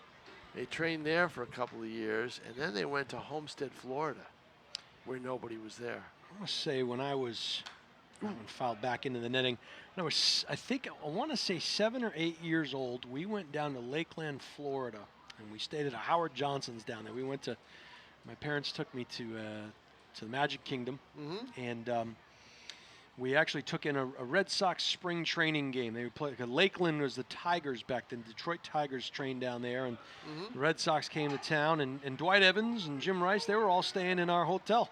Oh, and we hung out with them at the pool, and they would sign stuff. I mean, it was a different time back then. When I was 7 or 8 years old, Abner Doubleday stayed in my hotel. I was going to say, what was Ty Cobb like? Well, was he as mean as they say? Yeah, he pretty much was. Yeah. You could hear him wailing in the hallways at night. He was drunk all the time. Runner at first is our guy, Williams, who's got speed. See if they...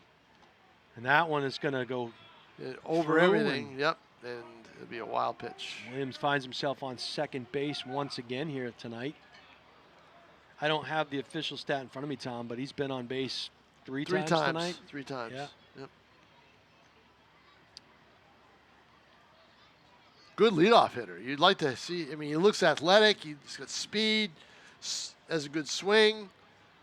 Don't know what his. I haven't looked up the numbers, and I don't think he's been with this team all year long. This is the first time I think I've seen him. That high cheese clocked to 87 miles an hour, taken for a ball, 2-0. I hope that there's back to 8 teams next year so we can see a little bit more variety and get a little bit better spread on things. Lowell would make 7, but there's still an issue. I don't know what. Is there any talk potentially for an 8th, Tom? Yeah, Rockland, Mass is a place they want to go, and they're still waiting on Pittsfield, but I don't think Wacona Park will ever return to what it was. Or if it does, it'll take another 2 or 3 more years. Good pitch there, catches the outside corner for a called strike. Count goes to 3-1. But Norwich is in danger because the community, the city there wants to sell, is thinking of selling the stadium. It was supposed to be put to a vote. And they've postponed the vote a couple of times. And don't know when they're going to do it. Swing fouled to the Silver Knight dugout. They feel that they can't financially maintain the facility even though it has a tenant. And I think the team is trying to work with the city to see what they can do. The ownership is trying to work with the city to see what they can do. But, if somebody buys it, they'll probably knock it down and turn it into condos or an industrial park or whatever. You never know. But it's for a city, it's, the city will get revenue from a sale and also get tax property. Right. So that's why they're doing it. Count is full here. Name of the stadium in Norwich is Dodd Stadium, D-O-D-D. And this happens to be the last year of their lease, which is why this is happening. It's supposed to happen in June as the vote, but then they postponed it because they wanted to do the city budget. Ooh, nice pick. They have him at second if it's a good throw, a little bit high, and that was tough because Curran is on his knees and he's got to make that throw, so he didn't jump tough up. throw for sure. Runners now at first and second.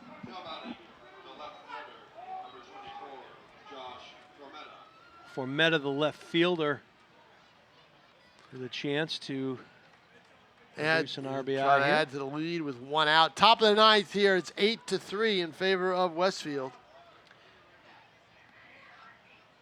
Starfires have 8 runs on 14 hits with no errors. Meanwhile, your Nashua Silver Knights, 3 runs on 7 hits with the 5 errors.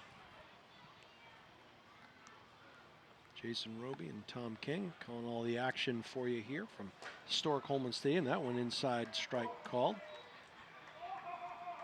I just don't think I've seen a season just divide itself into 2 like this. Well, a tale of two. A tale of really seasons. 2 halves. It's been, right? it's been unbelievable. It was the best of times. It was the worst of times. That's from A Tale of Two Cities, Tom. Yes, right. I think I got the classic comic book. You're a literary kind of guy. I got the classic comic book on that. I think I read that.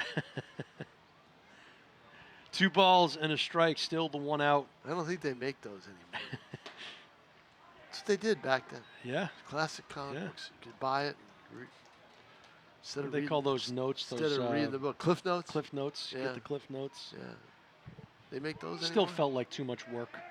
Yeah, it did, didn't it? Yeah, it was. You So still wait had, a you minute, had this to is read. still pretty thick. You had to read 30 pages. You still had to read 30 pages. Yeah, forget this. You know. When's the movie coming out? Yeah, right.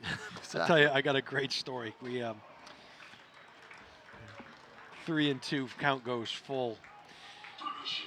I went to Bishop Brady High School, and one of my classmates, I should say one of the underclassmen, a young man by the name of Gary Rule. Okay. And I'll tell you, Gary walks the bases full. Gary Rule was claim to fame was he was in the movie The Lord of the Flies. And so we had a test in English class, and Sister Liz Skadova, God rest her soul, she was outstanding. We had a test on Lord of the Flies, the book.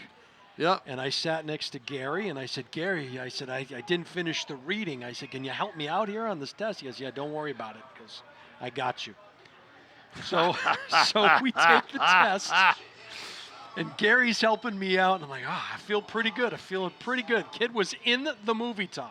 He was in the movie. He was in the movie? He was in the movie. Lord of the Flies. Oh, He was cast as one of the, I don't remember which character he was. Unbelievable. But anyway, so we get our test back, and I get a C-. And I'll never forget this. I look at Gary, and I go, Gary, what the heck? A C-. I look at all these ones I got wrong. He goes, are you kidding me? He shows me his paper. He failed. Oh, my God. He was in the movie. He got an F. failed. He was in the movie. I said, Gary, what's the deal? He goes, I don't know. He goes, I guess I wasn't on set those days. That's a riot. So, yeah. So, Wow. You know what? Moral of the story is read the book. Read the book. Get the Cliff Notes. Yeah. I don't know. Do something. I think I read that book. Yeah, you had to have the shell, the conch, in order to speak. I have the conch. I don't remember that. Yeah, you could only speak if you had this shell that you were holding, like a conch shell. You know, we should go with that rule here, Tom. You can only speak if you have the shell. No, you can only speak if you have the bobblehead. The bobblehead. Yes, the bobblehead. Got to have the bobblehead. 1 ball, 1 strike, still just the 1 out. Bases full of Starfires here in the top of the 9th. They're trying to add to that 8-3 lead. From the stretch, delivery high. John is watching both games of the Little League World Series Regional. I didn't know there were 2. All right. But there it is. bottom He's in of the North 7th, Carolina. Bottom of the 7th because they play 6 in Little League, not 7. Wow, they're tied 2-2. 2-2. Tom. Yep, wow. 2-2. Top 8 now. Yep. That's fantastic. Come on, Bedford. Now I got the ETV. I have that hat. Oh, the dog. What did the dog do to that thing? It must have been, it was on like a hook or something in the kitchen or on like a little thing on the wall, and he jumped up and he got it. And wow. Yep. Not a big ETV fan. I guess, I don't know. I was going to wear it tonight. I'm like, you know what? I should wear that. I know. But, well, football season's coming. yeah, that's true. That one taken high. So suddenly count goes full. No place to put any more Starfires. 4 weeks from tomorrow night. Here it is. Tom's got the countdown going. Do you have one of those big clocks in your house, Tom, that just starts counting down like a year away? Like In fact, I'm so cheap. Right? End of sentence. I'm so cheap that I didn't even go. Oh, he called him. It was an identical pitch. It was identical. Oh, my. Ouch. Some words exchanged there. He had thrown his bat to the dugout, was taking off his apparel, gloves, wrist wraps, and whatnots, and was heading down to first, and he got rung up. So 2 outs now here in the top of the 9th inning. Bases are still loaded. Yeah, what were you saying? How cheap are you, Tom? Sorry. I didn't even get a calendar. You know how at the end of those calendars they have the next year and the small print reel? Sure, yeah. That's what I have. Okay. I didn't even get one for this year. I used that. Okay. Used to get them delivered free. I don't know who did it. You used to get them in the mail, I never. So, Tom. So little free stuff these days. Tom will give you the bobblehead, and you can get Tom a calendar. Yeah, exactly. I'll trade you. You don't keep everything on your phone, Tom? You're one of those guys that has to write it down? I have to write stuff down. Yeah, I mean, I need to write stuff down. No doubt about it. Yep. 0-2 the count now. I have a couple things down on my phone, but then I won't be able to find them. That's what happens. The delivery, that one in the dirt. Good stop there. Saved a run. Well, the Starfires just aren't letting up. 8-3. Bases loaded. Top of the 9th. In a game that is over 3 hours long. And I got here late. Yeah, I know. I got here in the 4th inning. I'm thinking, this is great. Yeah, it feels like you've been here for 5 hours. Oh, you're not kidding. The 1-2 coming. Up and in. Oof, that one had a little snap to it. 88 on the gun. Throw that pitch on the outer half of the plate, you'll get a strikeout. Yeah, chase that for sure. No, I think it'll be called. Oh, you think he'll call it? Yeah, I think he'll call it. Okay. Just get it on the outer half. You'll get a strike. Even if it's not close. Tom King. Instead he goes up and in. Yeah. Not what you want to do. Count goes full. Runners will be on the move here with 2 down in the top of the 9th inning. Starfires trying to add to that 8-3 lead. Swing fouled back towards us into the netting. We'll get another crack at it, another hack at it.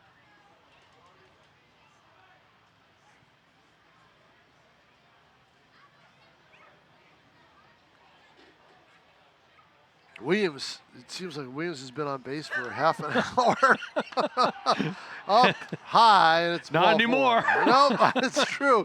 He's probably saying, "Thank God I get to sit down." His legs are exhausted. I know. He's been standing up all night. Oh, God, even I'm sitting down now. Thanks to these nice, nifty ETV chairs. Yeah, these are great, huh? These are great. I don't know if I have one. No, I don't. Tim got the good one. Tim got the good one. Tim got the Tim comes early. And he should. Tim has to Tim listen to early. everybody.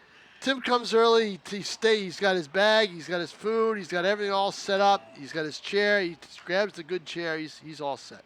I haven't even finished my hot dog yet, Tom. I'm so conscious of you. You heard the paper unraveling. I can't. Oh, eat yeah, that. I heard that. Exactly. Awful. Yep. Yep. Meanwhile, Dylan's over here, got a nine-course meal going to town. Right. Or he did. That thing's just about empty. Devoured. Licking his fingers. It's crazy. Don't let Pete know you're touching those things with your greasy fingers. See, this is what I do. And I shouldn't say this. I don't eat during a game. I bring it home. Yeah. Sometimes they ask me to go over to the buffet, and I go get a plate, bring it home. I have a stash box full of Silver Knight food. Of course you do. Yes.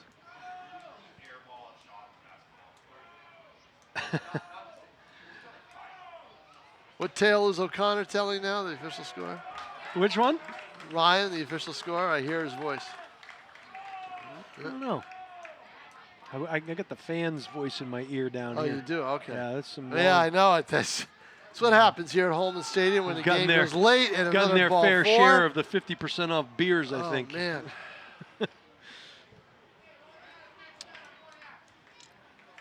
So, another run in, and we're going to get a change potentially. Yep. And it will be a change. It's coming in from the right field bullpen. Next up. Still 2 outs here in the top of the 9th inning. The Starfires have the bases full and a 10-3 lead.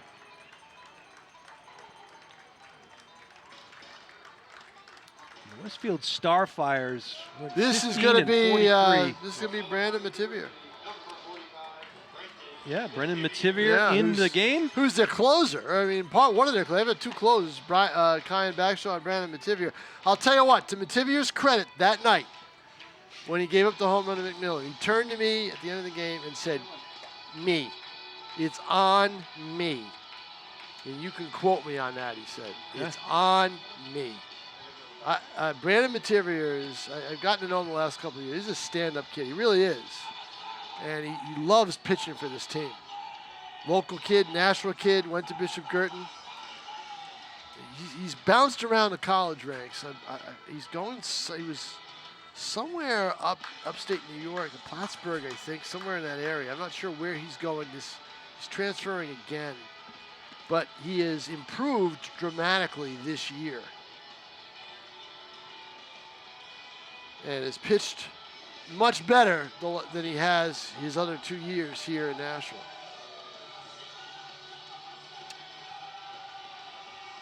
Called upon to pitch with the bases loaded and try to get the Nashua Silver Knights to finally be able to bat in the bottom of the 9th. Got to get 1 out here. Yeah. And if you're Westfield, you got to be feeling pretty good about how your season's finishing up. You're 15-43, but you've put the ball in play tonight. You've been aggressive on the base paths, and you get to come back tomorrow night at your home field and try to get another one. With Papelbon and Angeli and everything. A lot going on. I believe that's got to be their final home game. There's that high and outside strike you talked about, Tom. So, yeah, you hit the nail on the head on that one. Oh, yeah, yep.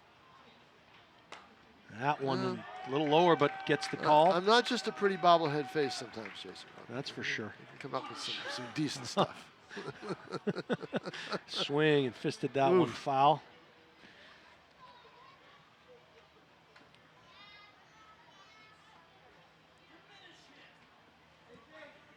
No balls, 2 strikes, 2 outs. Bases full of Starfires. Historic Holman Stadium. Swing and out of play.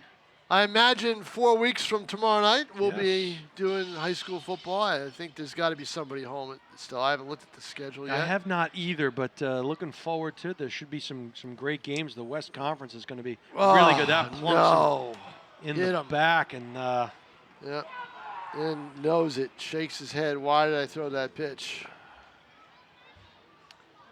So Mativier plunks in a run. 11-3 Starfires.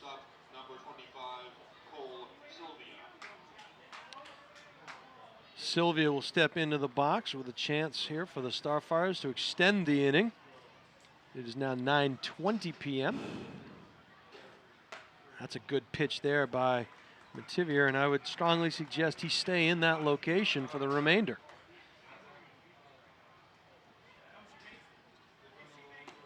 High cheese there, swing and a miss. 1 strike away. Crowd is definitely thinned out here.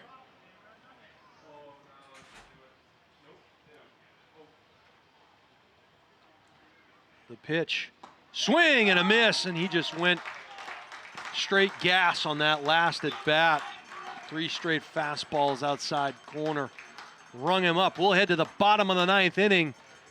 Silver Knights have an 8-run deficit. They trail Westfield Starfires 11-3. I want to thank you all for watching us here on Nashua ETV, live from Historic Holman Stadium.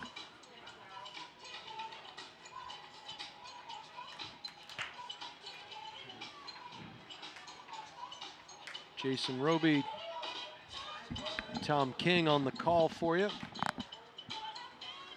Tim O'Neill on the moving pictures, along with Michaela Savageau and sometimes Dylan, when he's not eating, sometimes Dylan Dylan Smith. Yep. Smith and Dan Young back at Dan's the studio. back at the studio. Where's Pete Johnson these days? He's on another junket? I don't know where.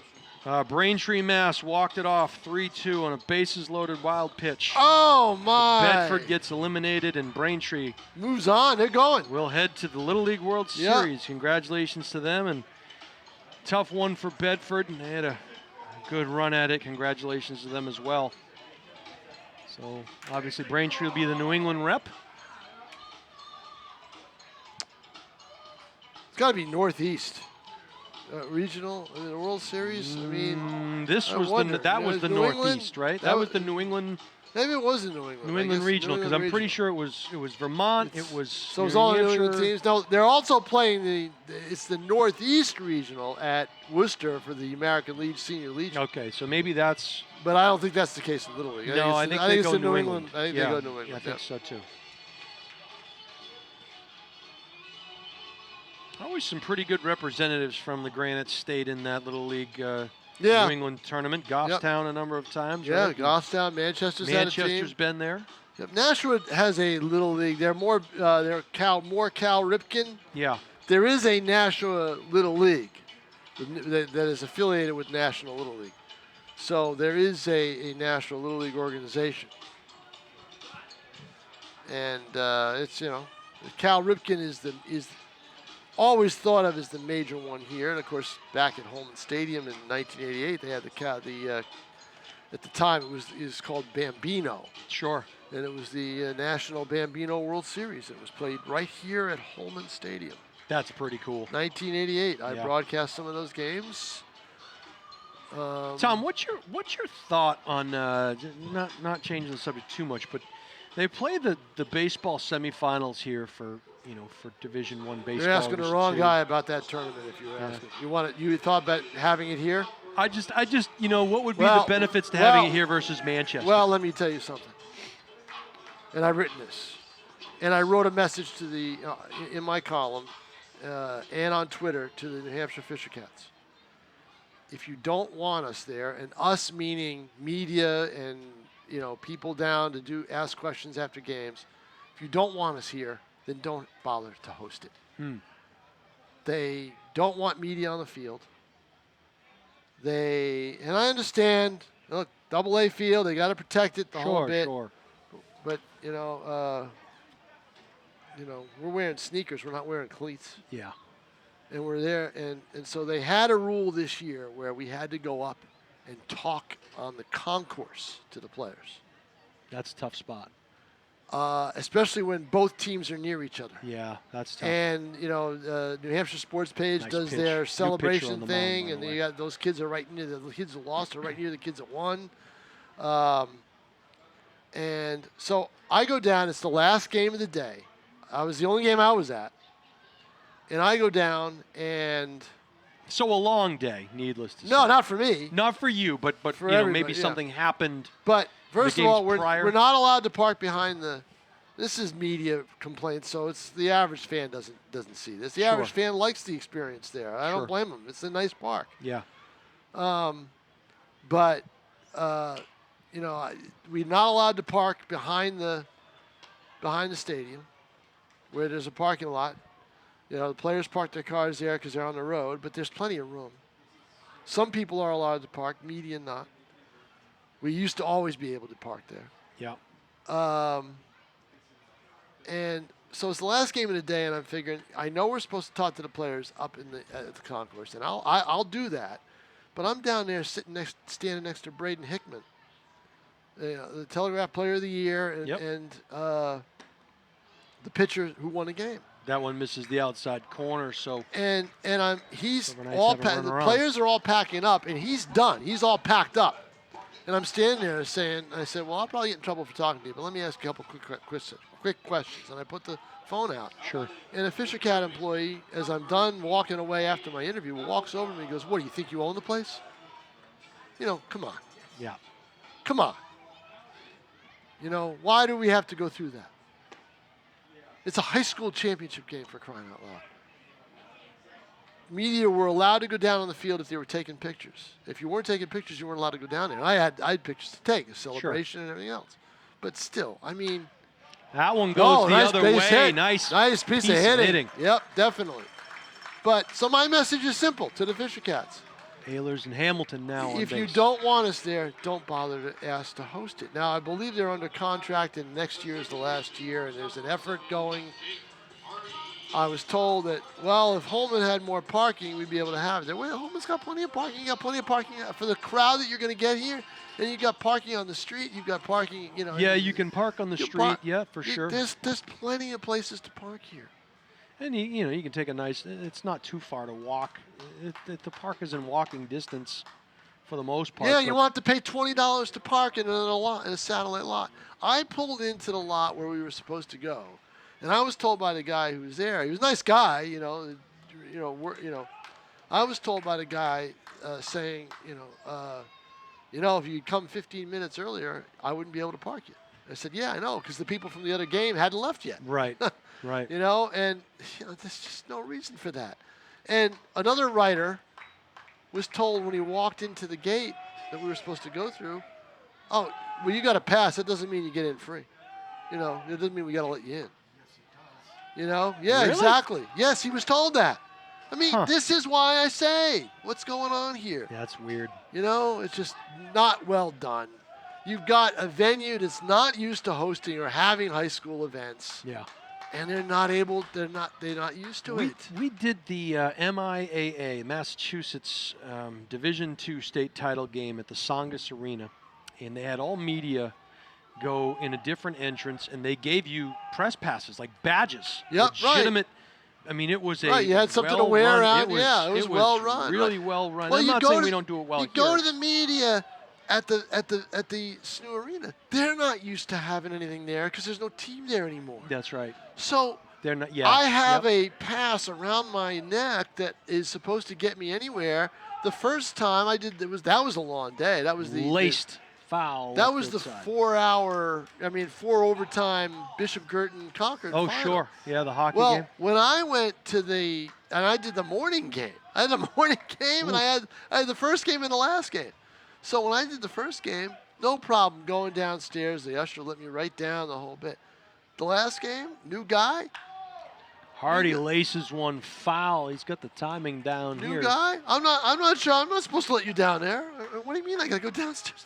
It's just unbelievable. Yeah. Venues that aren't used to hosting high school events. Sure. This place is. Yeah. The Silver Knights would love to have it here. The city would love to have it here. Silver Knights would do the concessions. They would staff it. They would use their interns to help out. You also think it would be pretty loud. You wouldn't get lost. It's pretty cavernous there. They have the nice grandstand and the whole thing. This is the best place. This is a good place to have it. I think so, too. Yep. I'm a little biased. Little number back to the mound. Though the first Records in time the first was out. high, Nice job collision. But both players are saying, no problem. And no harm, no foul. A good job there by Hardy to kind of keep the first baseman upright. He kind of spun into him there. Yeah. Good sportsmanship. You got in this league, you got players who play together on college teams playing against each other. Yeah, exactly right. Right? Little Black Sabbath playing in the background. Ozzy, Paranoid. Lost a lot of good ones lately. And Hulk Hogan and Ozzy How Osbourne. come they don't play my Lawrence Welk music here at the games anymore? Come on. Jeez. Call strike outside corner. Yeah, we've lost Malcolm Jamar Warner and Lonnie Anderson, I heard. There's been a Lonnie string Anderson. of fatalities of famous people that were big stars when I was 100 years old. That Ooh, one right right up. back up the middle. He's gonna score Slow a run. roller. going get to the out. score a run. Concede the run, get the out. 11-4 now, and the Silver Knights are down to their final out of the evening here at Historic Holman Stadium. The first baseman, Will Burns, number 19, trying to extend the inning. Runner on third, RBI opportunity here for Burns. Outside corner called for a ball. Just past 9:30 here. Thanks for reminding me. Thursday night. That's just for you, Tom. Yep. Inside corner there, called strike, and again, very consistent. That's been called the outside corner for right-handed batters, and good job by the home plate umpire. Swing and a lazy fly ball. Dying in left center. Do it. That'll wrap things up here at Holman Stadium. The Westfield Starfires come in and defeat the Nashua Silver Knights 11-4. 2 games to go here. One game to go on the schedule, 1 game to go here. So thanks for watching, everybody. For Jason Robie and for Michaela Savageau, Dan Young back in the studio, Tim O'Neill, Dylan Smith, I'm Tom King. Thanks for watching. Good night, everybody, from Holman Stadium.